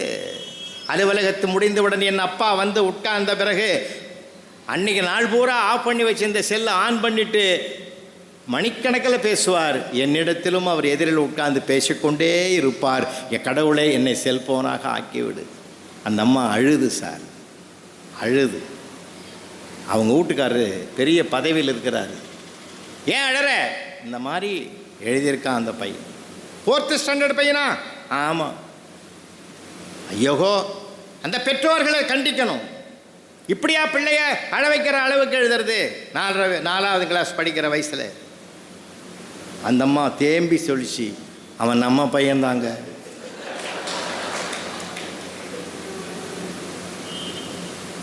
முடிஞ்சுதா? எல்லாருடைய வீட்டில் இன்னைக்கு கருவிகள் ஆக்கிரமிப்பிச்சிருக்கியா? கருவிகளை நாம் பயன்படுத்தியது போக கருவிகள் நம்மை பயன்படுத்துகிற அளவுக்கு நாம தாழ்ந்து போய்விட்டோம். ரொம்ப வருத்தத்தோடு சொல்கிறேன். ரசனை எங்கெங்கே இருக்குது சார்? ரசனையே போச்சே சார், ரசனையே போச்சே சார். பேசுறது இல்லை, பழகிறது இல்லை, எல்லாமே செல்லில் பார்த்து சிரிக்கிறது. தானாக சிரிக்கிறான், தானாக பேசுகிறான். இது எங்கே கொண்டு போய் நிறுத்தும்னே தெரியல சார். கூட்டு உட்கார வச்சு எல்லாத்தையும் தூக்கி போடுங்க. நாம் முதல்ல முன் உதாரணமாக இருப்போம். நாம் முதல்ல முன் உதாரணமாக இருப்போம் சார். ஒரு குறிப்பிட்ட சீரியல் ஒன்று சார், எங்கள் வீட்டம்மா அங்கே தான் இருக்கிறாங்க. ஒரு குறிப்பிட்ட சீரியல் நான் எப்போயாவது வீட்டில் உட்காந்துருந்தேன்னா நான் பார்ப்பேன். அது என்ன சீரியல்னு உங்களுக்கே தெரியும். இந்த 7 மணிக்கு வரும். அப்போ அந்த அம்மா கலெக்டர் ஆகிறதுக்கு போராடுது. ஒரு நாள் நான், எங்கள் வீட்டம்மா, எங்கள் மருமக, இதெல்லாம் எங்கள் வீட்டில் எல்லோரும் ஒற்றுமையாக இருப்போம். அந்த நேரத்தில் செய்தி வரும்போது காணாமல் போயிடுவோம். நான் ஒரு ஆள் தான் செய்தி கட்டுன்னு இருப்பேன். அப்படி உட்காந்துருந்தேன் சார். எங்கள் வீட்டில் ஒரு நாய் இருக்குது சார், லியோன்னு. அதுவும் உட்காந்து பார்த்துது. அந்த அம்மா கலெக்டர் பரீட்சை எழுத போகுது, அது எழுதக்கூடாதுன்னு முகமூடி போட்ட 4 பேர் அந்த அம்மாவை கடத்துறான் சார். எங்கள் நாய் எழுந்து குறைக்குது சார். எனக்கே ஆச்சரியமாக இருக்குது. அதுக்கு சீரியல் புரியுது. எங்கள் வீட்டம்மா நம்பலை சார். பாருன்னு மறுநாள் சாயந்தரம் 7 மணி ஆச்சு வந்து படுத்துக்கிச்சு சார். அதங்க டிவிக்கு முன்னாடி வந்து படுத்துக்குது. டிவி ஆன் பண்ணுறான்னு சொல்ல தெரியல அதுக்கு. இன்றைக்கி கால நிலைமை எப்படி மாறுது, ரொம்ப வருத்தமாக இருக்குது. பிரபு வராரு, நகை வாங்குன்றார். வாங்கியிருந்தா இன்றைக்கி எவ்வளோ ஆயிரம். விக்ரம் வராரு, நகையை வித்துருன்றாரு. ராதிகா வந்தது அடகு வையின்னுது. ஒருத்தனை நமக்கு ஒவ்வொரு பாதையை ஒழுங்காக காட்ட மாட்டான். போராட்டங்கள், சிக்கல்கள், பிரச்சனைகள் நிறைய இருக்குது. அதான் சொன்ன, பிரச்சனை என்ற ஒன்று வந்தால் அந்த பிரச்சனை எப்படி நாம் தேர்வு செய்வது, பிரச்சனை நாம் எப்படி சமாளிப்பது, அதற்கு எப்படி தீர்வு காணுவது, அப்படிப்பட்ட ஒரு சிறப்பை மனப்பக்குவம் பெற்றவனுக்குத்தான் மார்க்கங்கள் நிறைய தெரியும். மார்க்கங்கள் தெரிய வேண்டும் என்றால் நம்முடைய மனம் நம்ம கிட்ட இருக்கணும் சார். நம்ம மனம் குழப்பத்துக்கு ஆளாகக்கூடாது. அதைத்தான் நான் மீண்டும் மீண்டும் உங்களுக்கு நினைவுபடுத்துகிறேன். போகிற இடங்கள் எதை பார்த்தாலும் எதையும் ரசிக்க பழகுவோம். நம்ம ரசனை என்பது தான் ஒரு மனிதனை உற்சாகப்படுத்தும், ஊக்கப்படுத்தும், மகிழ்ச்சிப்படுத்தும். இப்படி சொல்லி நான் நிறைவு செய்கிறேன். உங்களுக்கு பாராட்டுங்க பிள்ளைகளை, ஊக்கப்படுத்துங்க பிள்ளைகளை. மார்க் குறைஞ்சாலும் பரவாயில்லை, அவன் மதிப்பு குறையாமல் பார்த்துக்குங்க. மதிப்பு குறையாம ஓட்டப்பந்தயத்தில் ஓடுவது எது? ஓடுவது எதையா? கால்கள். ஓட்டப்பந்தயத்தில் ஓடுவது கால்கள், ஆனால் பரிசு பெறுவது கைகள். இல்லையா? நான் இப்படி சிந்திக்கிறேன். ஓடுவது கால்களாக இருக்கிற போது அதற்கு உற்சாகத்தையும் ஊக்கத்தையும் கொடுத்தது சுற்றி இருந்த 1000 பேர் கைதட்டி பாராட்டியதனால் தான் அந்த ஓடுகிற கால்களுக்கு வலிமை வந்ததென்றால், அத்தனை கைகளுக்கும் பிரதிநிதியாகத்தான் அவன் கை அதை பெறுகிறது என்றால் பாராட்டு பெறுவோம். நம்ம பிள்ளைகளுக்கு அன்பான வார்த்தையை பரிமாறுவோம், அரவணைத்து பழகுவோம். அவன் பணக்காரனாக வருவதை விட பண்பாளனாக வந்தால் போதும் என்று நாம் அவனை நேசிப்போம். யாரை பார்த்தாலும் பிள்ளைகள் வெளிநாட்டில் இருக்கிறத தான் நம்ம பெருமையாக பேசுகிறோமே தவிர, நிறைவு காலத்தில் அவர்கள் கூட இருக்கக்கூடிய பாக்கியத்தை பெறுகிறவர்களும் பெரும் பாக்கியசாலிகள் அவர்தான் உலகத்தில் பெரிய பணக்காரர்கள் என்று நான் இந்த மேடையிலே பகிரங்கமாக சொல்ல கடமைப்பட்டிருக்கிறேன். அன்புக்குரியவர்களே, இன்றைக்கு என்னால் முடியாது என்று கருதி மூத்தோர் இல்லத்தில் கொண்டு போய் சேர்க்கிறவர்கள் பிள்ளைகளை பார்க்கிறோம். அது முற்றிலும் தவறு என்று சொல்லிக் கொடுப்போம். மூத்தோர் இல்லத்தில் இருக்கலாம், ஆனால் முதியோர் இல்லத்தில் இருக்கலாம், முதியோர் இல்லத்தில் இருக்கக்கூடாது என்ற வாசகத்தை அவன் மனதிலே பதிய வைப்போம். இப்படிப்பட்ட பண்புகளை அவன் மனதிலே விதையாக்கினால் எதிர்கால பாரதம் விருட்சமாக அமையும். வயது என்பதை தாண்டி எல்லோரோடும் மனநிறைவாக வாழ பழகக்கூடிய ஒரு பக்குவத்தை நாம் பெற்றுக்கொள்ள வேண்டிய பக்குவம், கற்றுக்கொள்ள வேண்டியது இன்னும் இந்த மண்ணில் ஏராளமாக இருக்கிறது. உறவுகள் மத்தியிலே இருந்த பிள்ளைகளெல்லாம் உற்சாகமாக கற்றுக்கொண்டார்கள். இன்றைக்கு கருவிகள் மத்தியிலே இருக்கிறவர்கள் காணாமல் போய் கொண்டிருக்கிறார்கள். அவர்களை மீட்டெடுத்து மீண்டும் மனித பண்புகளை கொடுத்து மனிதர்களாக நடமாடச் செய்யக்கூடிய பண்பாட்டை நாம் பெற வைப்போம். தன்னம்பிக்கையை அவர்களுக்கு கொடுக்க வேண்டும். வள்ளல் அழகப்ப செட்டியார் மும்பைக்கு போகிறார். பம்பாய்க்கு போன போது ஒரு பெரிய சாதாரணமான ட்ரெஸ்ஸில் போகிறாரு. சாதாரணமான ட்ரெஸ்ஸில் போய் அந்த ஹோட்டலுக்கு பேர் சொல்கிறேன், ரிட்ஸ் ஹோட்டல். அந்த ரிட்ஸ் ஹோட்டலுக்கு உள்ளே போனவர் எனக்கு ஒரு அறை இருக்குமான்னு கேட்டார். மேனேஜர் ஏற இறங்க பார்த்துட்டு, உங்களை மாதிரி ஆளுக்கெல்லாம் இந்த ஹோட்டல் கிடையாதுயா, பெரிய பெரிய கோடீஸ்வரர்களுக்கு தான் இந்த ஹோட்டல். உடனே அவர் கேட்டார், வள்ளல் அழகப்ப செட்டியார், இந்த ஹோட்டலில் எத்தனை ரூம் இருக்குதுன்னு கேட்டார். வாங்க போறியோ? ஆமாம்னு வெளியில் வந்தார். அந்த ஹோட்டல் உரிமையாளர் யாருன்னு விசாரித்தார். நேராக கார் எடுத்து நான் அந்த ஹோட்டல் உரிமையாளர் வீட்டுக்கு போனார். இவரை பார்த்த உடனே அந்த ரிட்ஸ் ஹோட்டல் உரிமையாளர் அலறிட்டார். வள்ளல் அழகப்ப செட்டியார், வாங்க வாங்க வாங்க, என்ன இந்த நேரத்தில் 11 மணிக்கு வந்திருக்கிறீங்க? நடந்ததை சொன்னார். உங்கள் ஹோட்டலில் நான் விலைக்கு வாங்கலான் இருக்கேன், இந்த blank செக் எவ்வளோ வேணாலும் ரேட்டு போட்டுக்கோ, ஹோட்டலில் எனக்கு உரிமை கொடுன்னாரு. அப்படியே கொடுத்துட்டாரு. அவரை ஓனரையும் கூட்டுக்கிட்டு நேராக வந்தார். மேனேஜர் எதிரில் நின்னார். மேனேஜர் எதிரில் நின்று, தம்பி ஹோட்டல் விற்றுட்டோம்பா, அவருக்கு வேறு ஹோட்டலை வாங்கிட்டார் தம்பி, நீ சாவியை கொடுத்துட்டு போயிடுன்னாரு. உடனே வள்ளல் அழகப்ப செட்டியார், நடந்ததுங்க அது, வள்ளல் அழகப்ப செட்டியார் சொன்னார், தம்பி நீயே வச்சுக்கோ, நீயே மேனேஜராக கண்டினியூ பண்ணு, இனியிலேருந்து நான் தான் இதுக்கு ஓனருன்னாரு. ஏன் வாங்கினேன் தெரியுமா? சாதாரணமான மனிதனை ஒரு பார்வை பார்க்குற அந்த பழக்கத்தை முதலில் நீ ஒழித்து விடு. எந்த மனிதனும் ஒரு உள்ளே ஒரு வல்லமை இருக்கும் என்று நம்புன்னு அவனுக்கு ஒரு பாடத்தை நடத்தி காட்டினார் என்றால், அன்புக்குரியவர்களே, மனிதர்களை மனிதனாக மதிப்போம், எல்லோருக்கும் பெருமை இருக்கிறது என்று அவர்களையும் போற்றுவோம் என்று சொல்லி, ஏன்னா இந்த உலகம் ஒரு மதிப்பீடு வச்சிருக்குது. ஒரு கருப்பு கண்ணாடி போட்டு கூலிங் கிளாஸ் போட்டுட்டு பேக் சீட்டில் உட்காந்துங்கிறாரு. ஒரு அம்மா போய், ஐயா தர்மம் தர்மம்னுது. உடனே அவர் டோரை இறக்கிட்டு 100 ரூபாய் எடுத்து கொடுத்தார். அந்த பாட்டி சொல்லிச்சு, வாழ்க எம்ஜிஆர், வாழ்க எம்ஜிஆர்னு சொல்லிச்சு. உள்ளகிறவனுக்கு கோபம் வந்துடுத்து. கதவை திறந்துன்னு வெளியில் வந்தார். அவர் யாருன்னா நடிகர் தயாரிப்பாளர் பாலாஜி அப்படின்னு ஒரு நடிகர் இருந்தார்ல, பழைய காலத்தில் ஜெமினி கணேசன் சிவாஜி கணேசன் வச்சு படம் எடுத்தார். பாலாஜி இறங்கி வந்த, கொடுத்தது 100 ரூபாய் நான், நீ எம்ஜிஆர் வாழ்கன்னு சொல்கிற. அந்த அம்மா சொல்லிச்சு, யார் பணம் கொடுத்தாலும் அவர் எனக்கு எம்ஜிஆர் தான் அப்படின்னு சொல்லி, எம்ஜிஆர்னா வள்ளல்னு ஒரு மதிப்பீடு வச்சிருக்குது. பார்த்தீங்களா? நாம் யார் என்று பெயர் மறந்தாலும் நம் கொடுக்கிற கொடை நமக்கு நிச்சயமாக நமக்கு ஒரு உறுதியை, ஒரு அங்கீகாரத்தை இந்த உலகத்தில் தரும் என்பதைத்தான் அது காட்டுவதாக நான் கருதுகிறேன். ஒவ்வொரு இடத்திலையும் தேன் கூடு கட்டுவது போல ஒவ்வொரு மலரிலும் ஒரு தேன் இருக்குது. ஆனால் தேன் கூட்டில் மொத்த தேனும் இருக்கிறது என்றால், நாம் அந்த தேன் மாதிரி இந்த சுவைகளை சேகரித்தால், தேன் மாதிரி இந்த பாடங்களை சேகரித்தால், இந்த படிப்பினைகளை சேகரித்தால், நம்முடைய மனம் பக்குவப்பட்டு புத்தகத்தில் படிக்காத புதிய புதிய அனுபவங்கள் நம்முடைய மனதிலே வந்து சேரும். அது மற்றவர்களுக்கும் போய் சேரும். பிறப்பெனப்படுவது யாதென கேட்டேன், பிறந்து பார் என்று இறைவன் சொன்னான். இறப்பெனப்படுவது யாதென கேட்டேன், இறந்து பார் என்று இறைவன் சொன்னான். மனையாள் சுகம் யாதென கேட்டேன், மணந்து பார் என்று இறைவன் சொன்னான். நட்பெனப்படுவது யாதென கேட்டேன், பழகிப்பார் என்று இறைவன் சொன்னான். அனைத்தும் நான் அனுபவித்துத்தான் அறிய வேண்டுமென்றால் ஆண்டவனே நீ எதற்கு என்றேன். ஆண்டவன் சற்று அருகே வந்து அந்த அனுபவம் என்பதே நான் தான் என்றான் என்று கவியரசு கண்ணதாசன் சொன்ன கவிதை வரிகளை இந்த இடத்தில் நினைவுபடுத்தி, அறிவு நமக்கு வழிகாட்டும், வாழ்வதற்கு அனுபவம்தான் வாழ்க்கையில் ஜெயிப்பதற்கு வழிகாட்டும் என்பதனால் அந்த மனிதநேயத்தை வளர்ப்பதற்கு இப்படிப்பட்ட திருக்கூட்டங்களுக்கு தொடர்ந்து வாருங்கள்.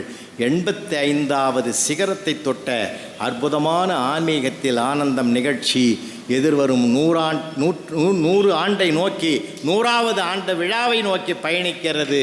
அந்த விழா மாபெரும் வெற்றி விழாவாக, இந்த உலக பார்வைக்கே போய் சேரக்கூடிய விழாவாக அமைவதற்கான வாழ்த்துக்களை இன்றைக்கே நான் தெரிவித்து கொண்டு, தலைவர் உள்ளிட்ட அனைவருக்கும் என்னுடைய நன்றியை மீண்டும் தெரிவித்து விடைபெறுகிறேன். நன்றி, வணக்கம். இந்த பதிவை குறித்து உங்களுடைய கருத்துக்கள் வரவேற்கப்படுகின்றன. மறவாது ஐதர்மபுரி சேனலை சப்ஸ்கிரைப் செய்து பாருங்கள். இந்த நாள் இனிய நாளாக அமைய வாழ்த்துகின்றோம்.